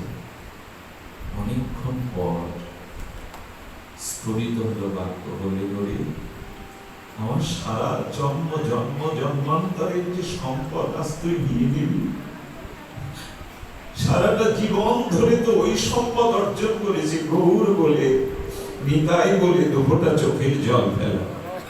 আর মাথায় হাত থেকে বললেন, আর সর্বস্ব তোকে দিয়ে আমি ফতুর হলাম। আজ থেকে যখনই নিতাই বলবি, তোর নয়নে প্রেমস্ত্র বিগলিত হবে। যতদিন বেঁচে ছিলেন এই ভক্তি সম্পদে উনি লালন করেছিলেন, আর কিছু চাইতে পারতেন না। এই জন্য তার কাছে এইটুকু চাইবেন, গুরু মহারাজের নিকটে, সাধুর নিকটে যেন গৌর বলে কাঁদতে পারি, কৃষ্ণ বলে দুঃখটা চোখের জল তার চরণে নিবেদন করতে পারি। অনেক জন্ম কঠোর তপস্যায় যা হয় না, দুঃখটা চোখের জলে সেটা হয় যদি নিষ্কিঞ্চন ভাবে শ্রোতাদের মনোরঞ্জন না করে ভগবানের উদ্দেশ্যে এই দুঃখটা প্রেমশ্রুতি বলিতে হয়। ভগবান বলেছিলেন, আমি সব সহ্য করতে পারি, কত কঠোর থেকে কঠোর জগতের ঘটনা প্রবাহ আমি সহ্য করতে পারি, কিন্তু কোন শুদ্ধ ভক্তের চোখে জল দেখলে আমি সহ্য করতে পারি না। আমার হৃদয় বিগলিত হয়ে যায়, আমি ভক্তের চোখের জল সহ্য করতে পারি না। এই জন্য যদি ভক্তি দেবীর কাছে কিছু চাইতে হয়, এইটুকু। হরিদাস ঠাকুর যেমন চেয়েছিলেন, সারাটা জীবন এমন নিষ্ঠার সহিত হরিনাম করে নিরপরাধে মাথা কখনো তোলেননি হরিদাস, কোনদিন মাথা উঁচু করে কথা বলেন। ভক্তি কাকে বলে? ভক্তি বাহ্যিক কোন বিষয় নয়। যার ভিতরে ভক্তি হয় সে কি চায়, তার অনুভব কি দেখুন। কোন সিদ্ধি চায় না। মহাপ্রভু বিষ্ণুকর্তায় বসে আছেন, সমগ্র ভক্তদের তিনি আজ বড় হয়ে আশীর্বাদ দান করছেন, বর দিচ্ছেন। সকলের পেছনে, সকলের শেষে মাথা নত করে ঠাকুর হরিদাস স্বভাবত ধন্যে বসে আছেন। মহাপ্রভু ডাকছেন, হরিদাস, হরিদাস।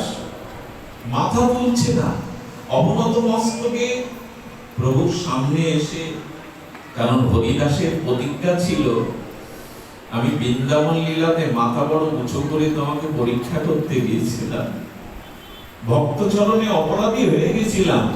আমি প্রতিজ্ঞা করেছি আমি গৌর লীলাতে কোনোদিন মাথা উঁচু করে কথা বলবো না। গৌরীয় বৈষ্ণবের এটাই হলো দৌন্য। মহাপ্রভুর চরণে এসে নিজের দিকে তাকিয়ে ঝরঝর করে কাঁদছে। প্রভু ডেকেছেন সবার সামনে, হরিদাস, দৈন্য সংবরণ করো, তুমি আমার দিকে চাও। প্রভু, তোমার দিকে চাইতেও তো যোগ্যতা লাগে, তা তো আমার নাই। রাজার চোখে চোখ দিয়ে কথা বলতে গেলে যোগ্যতা লাগে, প্রজারা পারে না। আমার মতো দিনহীন তোমার দিকে তাকানোর যোগ্যতা কই প্রভু? হরিদাস, তুমি দৈন্য সংবরণ করো, আজ আমি তোমাকে কিছু দিতে চাই। প্রভু, আমি যে পাওয়ার যোগ্য নই, প্রতিটা কথাই দৈন্য করিত হচ্ছে, এবং সেটা মৌখিক দৈন্য না, ভেতরে সদুৎসাহিত স্বাভাবিক দৈন্য। মহাপ্রভু তখন বলছে, হরিদাস, তুমি আমার বড় প্রিয়, তোমার নামে জগৎ ধন্য পবিত্র হবে। হরিদাস, আমি তোমাকে কিছু বর দিতে চাই। না। হরিদাস ঠাকুর তখন বললেন, প্রভু বর দেবে, যদি দিতে চাও তুমি করুণা নিধি, তুমি করুণা বারিধি, যদি বর দিতে চাই তবে এইটুকু করো, আমাকে তোমার ভক্তের দুয়ারে কুকুর করে জন্ম দাও। কুকুর, ভক্তি নিজে ব্রহ্মা ৩ লক্ষ নাম করেন, ভক্তি যার হৃদয়ে, তিনি চাইছেন কি ভক্তের দুয়ারে আমাকে কুকুর করে জন্ম দাও। মহাপ্রভুর চোখে জল এসে গেছে। হরিদাস, হরিদাস বলে, হ্যাঁ প্রভু, অন্য কিছু হওয়ার যোগ্যতা আমার নাই প্রভু, তবে ভক্তের দুয়ারে কুকুর হওয়ার যোগ্যতাটা কৃপা করে দাও, যাতে হরিনাম পায়, তাদের উচ্ছিষ্ট প্রসাদ আদি পায়। হরিদাসের কথা আবেগের কথা নয়। আমার মাঝে মাঝে কি মনে হয় জানেন, যে কর্ম করছি তাতে ভগবানের কাছে ফিরে গিয়ে বলতে পারবো না আমাকে আবার মানুষ করো, কারণ কিছুই তো করে গেলাম না। কৃষ্ণ ভজনের সুযোগ্য দেহ পেয়ে, এই সুদুর্লভ মনুষ্য জন্ম পেয়ে, তোমার ভজনের জন্য প্রতিজ্ঞা করে এসে সংসার নিয়ে, স্ত্রী পুত্র নিয়ে, দেহ কেহ মান সম্মান যশ খ্যাতি নিয়েই কাটালাম। কি করে তোমার কাছে চাইবো, কোন মুখে চাইবো আবার জন্ম দাও? একটু বলি, এই জন্মটা যদি একটু কষ্ট করে ভজন করতে পারে, গোবিন্দ বললেন আগামী জন্ম আমি তোমার শ্রীমানের গৃহে উপযুক্ত ভাগবত পরিবেশে জন্ম দেব। এটা পাওয়া খুব বিরল। আচ্ছা, আমি যদি কলকাতা রেল বস্তিতে, ঢাকার কমলাপুর রেল স্টেশনের ওই যে প্লাস্টিকের ঝুপড়ি, তাদের অখাদ্য, তাদের বাচ্চারা স্নান করে নর্দমার জলে, আমার যদি ওখানে জন্ম হয়, আমি রাধারানীর চিন্তা করতে পারবো তো? বিদ্যা শিক্ষা পাবো তো? মানুষ হলাম, কিন্তু জারোয়া হয়ে যদি জন্মায়, আন্দামান দ্বীপপুঞ্জে যে জারোয়া উপজাতি আছে, ওদের মধ্যে যদি জন্ম দেয় ভগবান, কি করার আছে আমার? দান করতে পারি না। এই জন্য এই জন্ম যদি একটু ভজন করে যান, আগামী জন্ম গোবিন্দ বলেন আমি যোগীর গৃহে, শ্রীমানের গৃহে তোমায় জন্ম দেব, যাতে পরিবেশ পাও। আমাকে ভজন করবার পরিবেশ পাই। একটু এগিয়ে থাকা উচিত আমাদের। গীতাতে ভগবান বলছেন শ্রীমতাং গেহ, যাদের স্ত্রী আমাদের আছে, আমি সেখানে তোমাকে জন্ম দেব। এই জন্য মনে হয় আমরা অনেকেই প্রায় প্রার্থনা করি, যদি জন্ম হয় তো যেন কৃষ্ণ ভক্ত, এরকম বলি আমরা মায়ের ঘর, কিন্তু তার প্রস্তুতি করি। তার প্রস্তুতি করি যে আগামী জন্মটা ভালো ভজন পরিবেশে, ভক্ত পরিবেশে জন্মিয়ে ভজন করব। কত বাধা! স্বামী ভজন চায় না, স্ত্রী হয়তো এই দিকে আসতে চায়, কত বাধা। গোবিন্দ বলেন এটা থাকবে না, এই জন্য একটু কষ্ট করে ভজন করো, আমি তোমাকে উপযুক্ত পরিবেশে দেব। হরিদাসকে বললেন, হরিদাস আরেকটি বর চাও। বলেন আমি তোমার ভক্তের দুয়ারে কুকুর শুধু হব না প্রভু, আরেকটি বর, তোমার ভক্তের উচ্ছিষ্ট ভোজি যেন আমি হতে পারি, তোমার ভক্তের উচ্ছিষ্ট ভোজন যেন আমি করতে পারি। এই হলো ভক্তি। ঠাকুর চাইতে পারতেন না? হরিদাস ঠাকুর অন্য কিছু চাইতে পারতেন না? না, এরা অন্য কিছু চায় না, এরা শুধু তাকে ভালোবাসতে চায়, দৈন্যের সহিত নিজেকে লুকিয়ে রাখতে চায়। আমার কত টাকা সমাধান, আমার বাড়ি আছে, আমি যত কথাই বলি ও কথা আপনাদের বলবো না। তেমন ভক্তি যার ভিতরে আছে, তিনি নিজেকে কখনো প্রকাশ করে তার সিদ্ধি প্রকাশ করতে চান না, ঢেকে রাখেন। টাকা পয়সা গৃহে থাকলে যেমন কাউকে বলেন না, ওগুলো ঢেকে রাখেন, গুপ্ত রাখেন। ভক্তিটা প্রকাশের জন্য নয়। এই জন্য দয়া করে বলবো, যে মন্দিরে পূজা চড়ালে, যে মন্দিরে ভাড়া বাঁধলে সাংসারিক কামনা বাসনা পূর্ণ হয়, দেখবেন ওইখানেই সব ভিড়। অথচ 250-300 বছরের পুরাতন ভগবানের বিগ্রহ আছে, সেখানে প্রদীপ দেওয়ার কেউ নেই, কারণ ওখানে তো কামনা বাসনা পূর্ণ হবে না। এই পথ ছাড়ুন। জগতের কোনো চাওয়া পাওয়ার জন্য ভগবানকে সামনে রাখা উচিত নয়। এই জন্য উচিত হবে ঠাকুরের মতো চাওয়া। শেষে কি ছিলেন হরিদাস? হৃদয়ে ধরিব তোমার অরুণাচরণ, আর কিছু না। বদনে উচ্চারিব শ্রীকৃষ্ণ চৈতন্য নাম প্রভু, নয়নে শুধু তোমার বদন দেখব, চরণ দেখব, আর আমার জিহ্বায় শুধু তোমার শ্রীনাম উচ্চারণ করবো। এই ছাড়া তো আর কিছু চাওয়ার নেই। কোনো কিছু চাইলেন না। এই জন্য নিবেদন করব, ভক্তি, শুদ্ধ ভক্তি এইটুকুই, যাতে সিদ্ধি আপনাকে যেন গ্রাস না করে। এই জগতের কোনো আবিলতা, চাওয়া পাওয়া, পদ প্রতিষ্ঠা যেন আপনাকে গ্রাস না করে। এই জন্য বৃন্দাবনে দেখেছি মহাত্মা গান্ধী তারা লুকিয়ে থাকেন। এই বাচ্চাগুলিকে কাঁদতে বলো না, তারা লুকিয়ে থাকেন, নিজেকে প্রকাশ করতে চান না। সব মহা যোগেশ্বর যারা ভক্তি মার্গী, তারাও সিদ্ধি জানে, তারাও সিদ্ধি জানে। কেমন সিদ্ধি জানেন? সম্রাট আকবর, দিল্লীশ্বর আকবর, সেই আকবর সম্রাট একবার গেছেন বৃন্দাবনে। কার দর্শনে? সনাতন গোস্বামী। উনি জানতেন, ওনাকে পূর্বের পরিচয় উনি জানতেন। মহাবিদগ্ধ পণ্ডিত শিরোমণি হোসেন শাহ রাজমন্ত্রী পদে আসীন ছিলেন, সেই সনাতন এখন বৃক্ষের তলে বসে ছেঁড়া কাঁথা গায়ে দিয়ে আর ভজন করছে। এসে দাঁড়িয়েছে সম্রাট আকবর, দিল্লির শহরে। এসে দাঁড়ানোর পরে ওরা তো চোখ খোলে না, তো সনাতন গোস্বামী অনেকক্ষণ পর চোখ খুলে দেখে সম্রাট আকবর দাঁড়িয়ে। রাজা মহারাজারা কাঙাল ভিখারি ছেঁড়া কাঁথা গায়ে বৃক্ষ তলে বসে আছে, তাদের কাছে গিয়ে হাত পাতবেন কেন? এই দেখুন ঐশ্বর্য কাকে বলে, বিভূতি কাকে বলে দেখুন। মহারাজারাও গিয়ে হাত বাড়িয়েছেন। সনাতন চোখ বন্ধ করে আবার একটু খুলে বললেন, কি চাই? বলেন, যদি একটু সেবায় আসতাম গোসাই, কোন সেবার সুযোগ যদি দিতেন। সনাতন বলছেন, আপনার মতো রাজপাট একদিন আমার ছিল, আজ আমি সব থেকে পৃথিবীর অন্যতম ভিখারি, আমাকে আর কি সেবা করবেন? আমার তো কিছু প্রয়োজন নাই, ওদের এই জগতে কিছু প্রয়োজন নাই। বলেন, আমার তো কিছু প্রয়োজন নাই, তবু গোসাই যদি একটু সেবায় আসতাম। তো বললেন, যান। এত যখন বলছেন, সনাতন গোস্বামী মনে করলেন একটু কৃপা করে দিই। বলে, যান, ওই যমুনার একটা ঘাটের অংশ ভেঙে গেছে, গ্লাসটা ওইখানটা একটু বাঁধিয়ে দিন। সম্রাট অপমান বোধ করলেন। উনি মনে করেছিলেন কোথায় বড় মন্দির করতে বলবে, বিশ্ববিখ্যাত মন্দির, কত বড় চূড়া হবে, পৃথিবীর লোক দেখতে আসবে। আমি দিল্লীশ্বর আকবর, আমাকে ঘাট ভেঙে গেছে তাই বাঁধাতে বললো। নিজেকে অপমান বোধ করলেন, কিন্তু এই মুহূর্তে একটা কৃপা করে দিলেন সনাতন, ওর দিকে একটু দৃষ্টি দিলেন। যেই দৃষ্টি দিলেন, এই দৃষ্টিতে কি ঘটলো জানেন?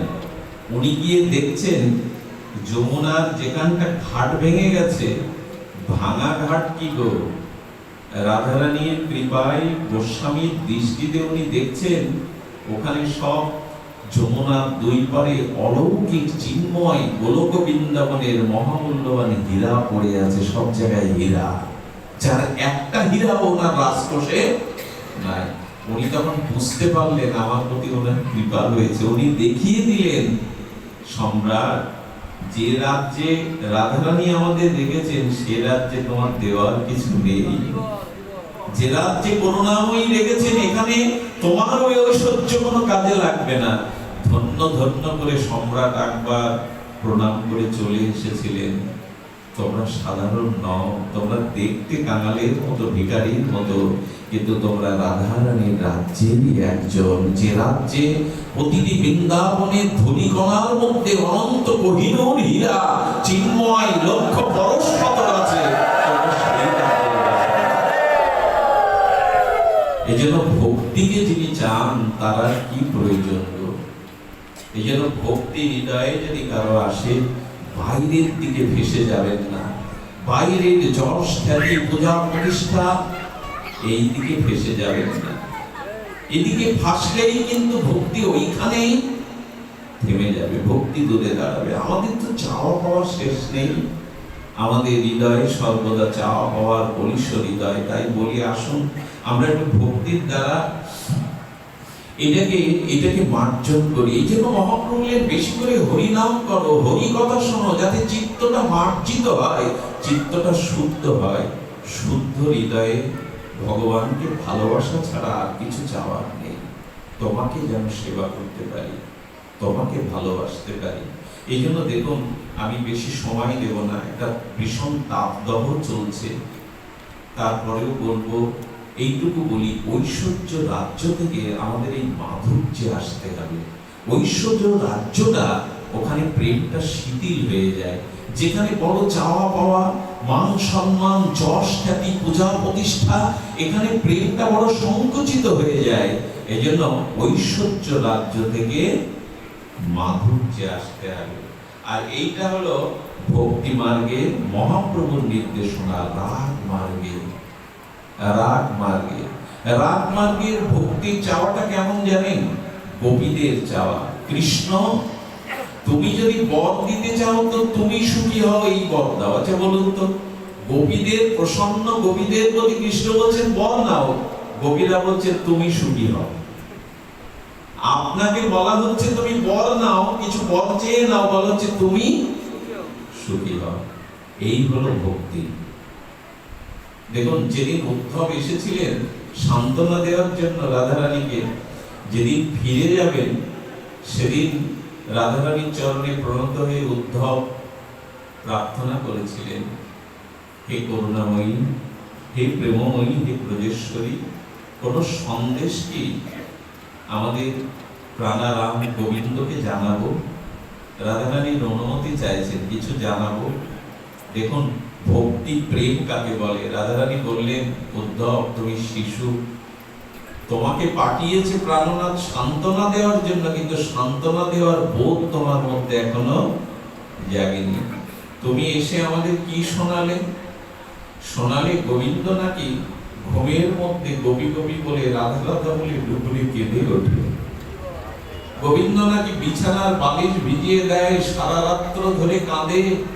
রুক্মিণী, সত্যভামা, প্রেয়সী যারা আছে তারা সুকোমল শয্যায় সোনার পালঙ্কে গোবিন্দের বিছানা করে দেয়, বলে তবে রাধা রাধা বলে, গোপী গোপী বলে, বৃন্দাবন বৃন্দাবন বলে ডুবরে কেঁদে ওঠে ঘুমের মধ্যে, চোখের জলে বালির ভেজায়।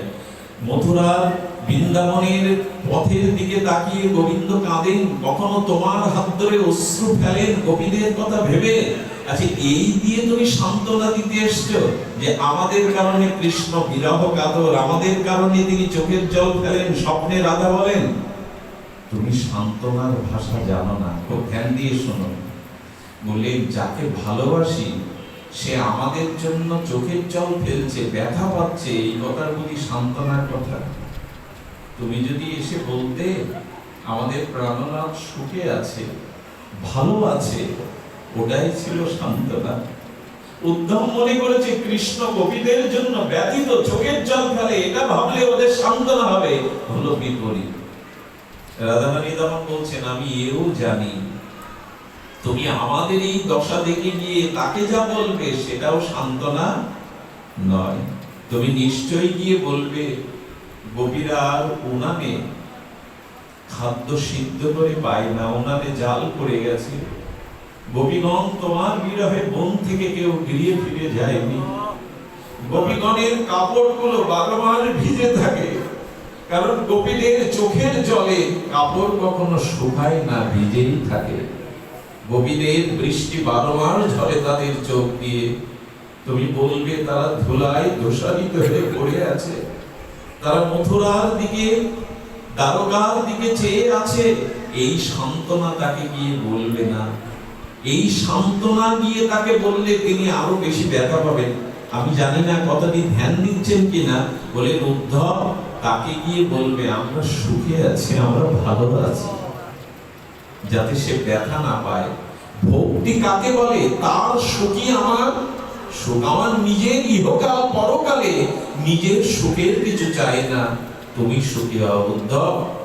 আরেকটা কথা তাকে বলো, যদি এখানে আসলে তার কষ্ট হয়, সমস্যা হয়, সে যেন কোনোদিন বৃন্দাবনে, চিন্তা করা যায়, যদি তার সেখানে যদি তার কোনো অসুবিধা হয় এখানে আসতে, তাকে বলে দিও আমরা সুখে আছি, ভালো আছি, সে যেন এখানে না আসে। রাধারানী বুকের ব্যথা চেপে রেখে আর তার বিরহ দহনকে স্তীমিত করে তিনি বলছেন, তাকে বলো তার যদি অসুবিধা হয়, তার যদি কষ্ট হয়, সে যেন ব্রজে না আসে। যাও উদ্ধব, এই বার্তা গিয়ে তাকে বলো। রাধারানী নিজে কতটা বিরহ কাতরা। কখনো কাক দেখলে, মথুরার দিকে ফিরে থাকতে দেখলে বলে, ওরে বায়স, ওরে উড়ে গিয়ে বল রাধারানীর ঘরে আগুন লেগেছে, রাধারানীর প্রাণ পশুটা বিরহ অনলে পুড়ে মরছে, কিন্তু বেরোতে পারছে না। গোয়ালে যদি আগুন লাগে আর দরজা যদি বাইরে দিয়ে শিকলটা না থাকে, গাভীগুলো দড়ি কেটেও বেরোতে পারে না, বাইরে দিয়ে তো শিকল টানা।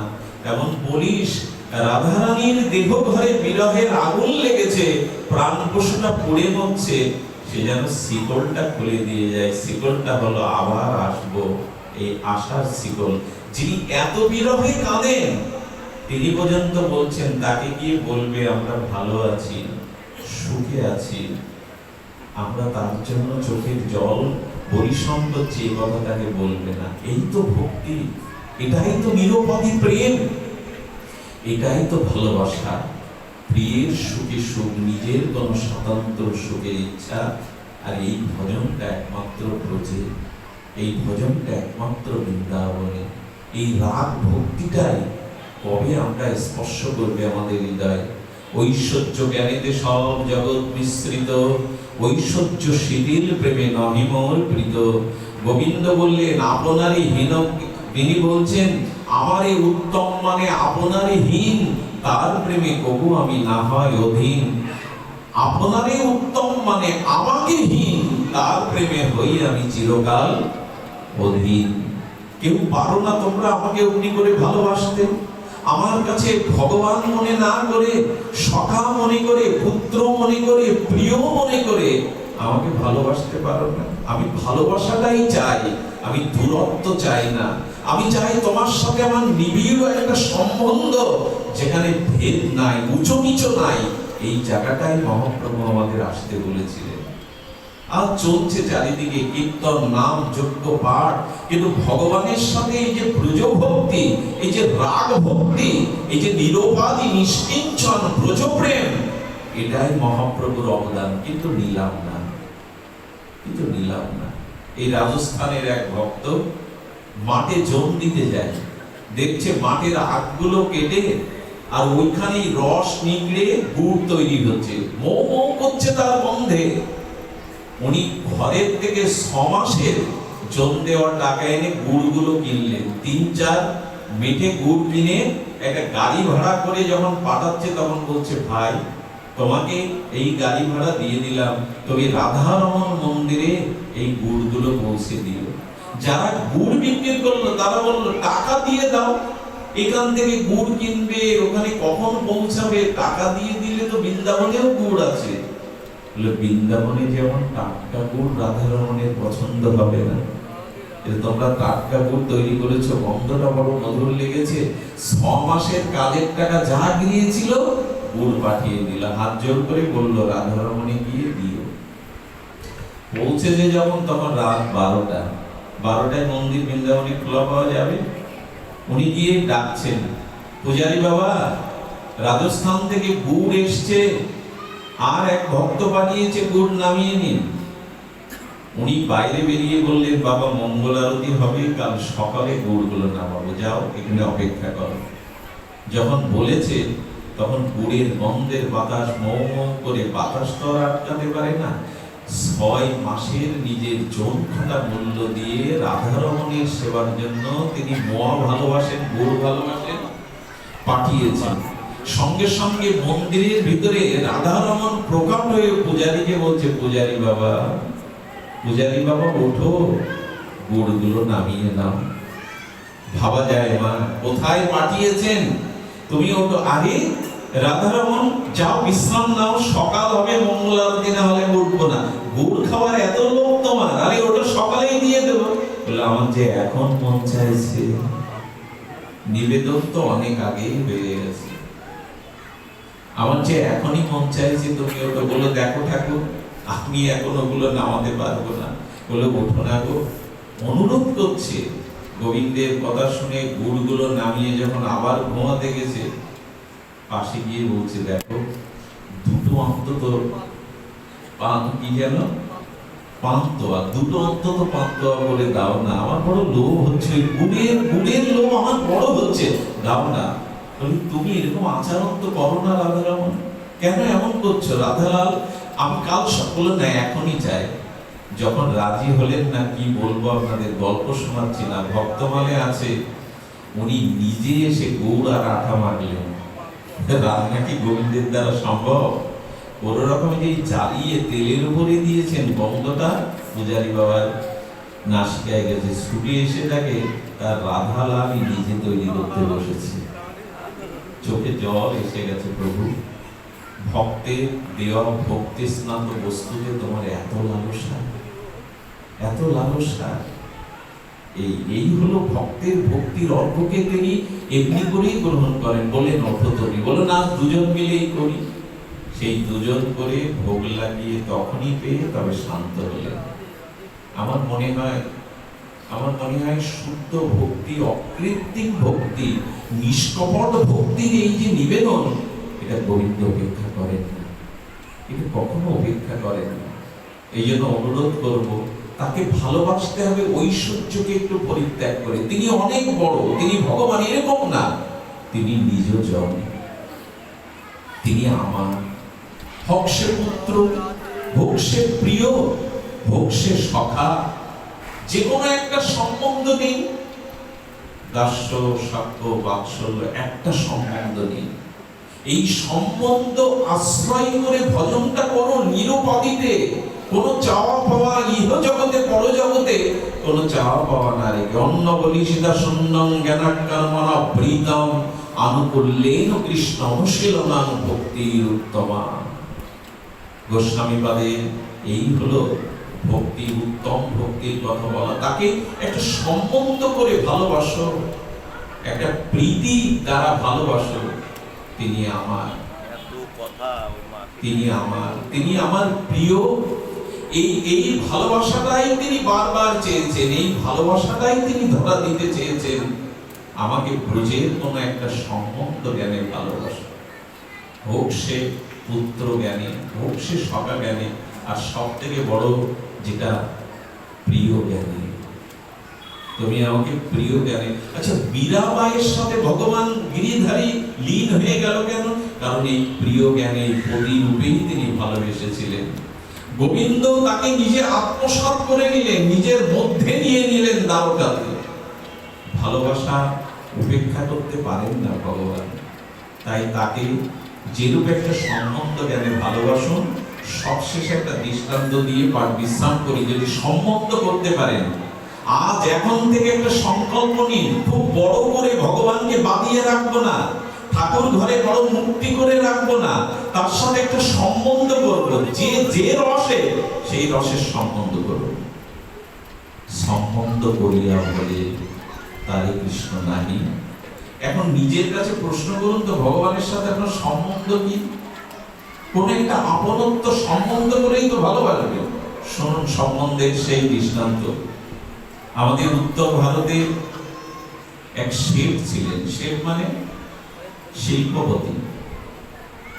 সেই শিল্পপতি শেঠ, তার স্ত্রী মারা যায়, কিন্তু তার কোনো সন্তান যোগ ছিল না, এই জন্য পরে আর বিবাহ করেননি।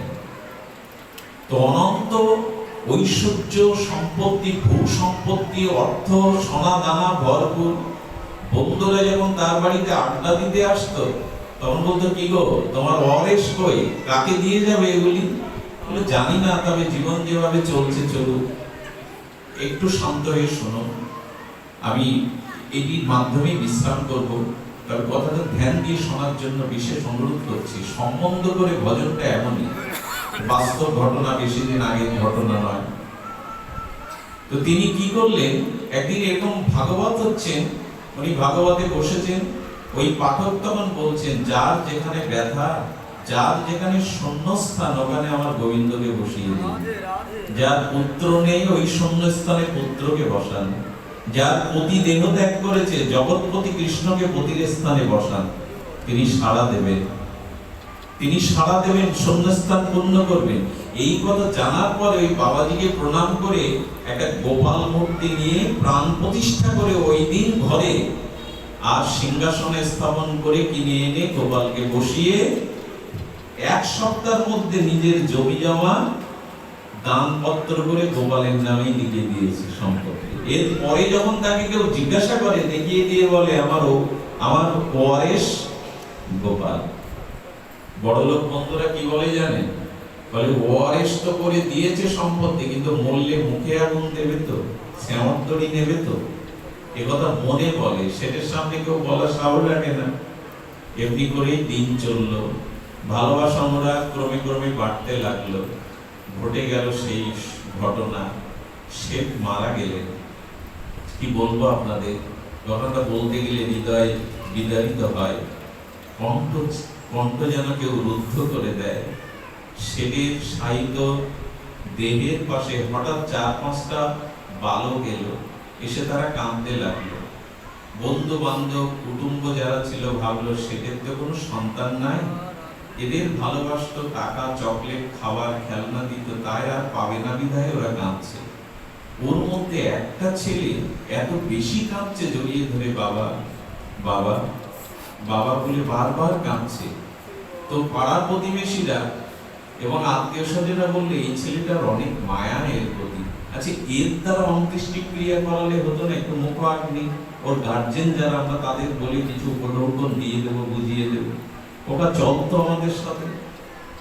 যে কাঁধে নিয়েছে সেকে তার আঁচল ধরেছে, যেন আজকে কাঁধে করে বই নিয়ে যাচ্ছে, দায়িত্ব নিয়েছেন। তো মুখাগ্নি করলেন, চিতায় অন্ত্যেষ্টি ক্রিয়ার পরে যখন স্নান করিয়ে ওকে সাওয়ান্তরি পরাবে বলে সবাই ঘাটে অপেক্ষা করছে, ও ডুব দিয়েছে কিন্তু আর উঠছে না।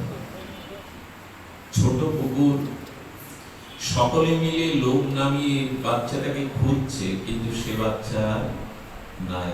ওর মধ্যে একজন শেঠের বন্ধু বললেন, কিছু ঘটনা ঘটে গেল না তো? উনি সারা জীবন বলতেন, আমার অবেশ হলো আমার গোপাল, ও ছদ্মবেশে আসেনি তো? আরে ডুবে গেলে তো তার দেহটা পাওয়া যাবে। ও যে ডুব দিল, ও যে কান্নাকাটি করলো এতক্ষণ আমাদের সাথে গেল, ও নয় তো? চলো তো সবাই। সবাই শেঠের বাড়ি গিয়ে কি দেখলো জানেন? সিংহাসনে বসা গোপালের গা দিয়ে সেই পুকুরের জল বিন্দু বিন্দু আকারে ঝরে যাচ্ছে, চোখ দিয়েও জল ঝরছে। বিগ্রহ রূপে গোপাল সেই পুকুরের স্নাত জলগুলো বিন্দু বিন্দু ঝরছে, আর প্রমাণ করলো আমি আমার বাবার অন্ত্যেষ্টি ক্রিয়ার কাজে ছিলাম তোমাদের সাথে। কতদিন বা তাকে ভালোবেসেছে, কতটুকু ভালোবেসেছে, তিনি তার কথা রক্ষা করে তার অন্ত্যেষ্টি ক্রিয়া করলেন। আমাদের এই অগ্রদ্বীপে, এই যে নবদ্বীপের গঙ্গা পার হলে গোবিন্দ ঘোষের সেবার অগ্রদ্বীপ, সেই গোবিন্দ ঘোষের ছেলে মারা গেলে গোবিন্দ ঘোষ অভিমান করে সেবা ছেড়ে দিয়েছিল গোপীনাথ।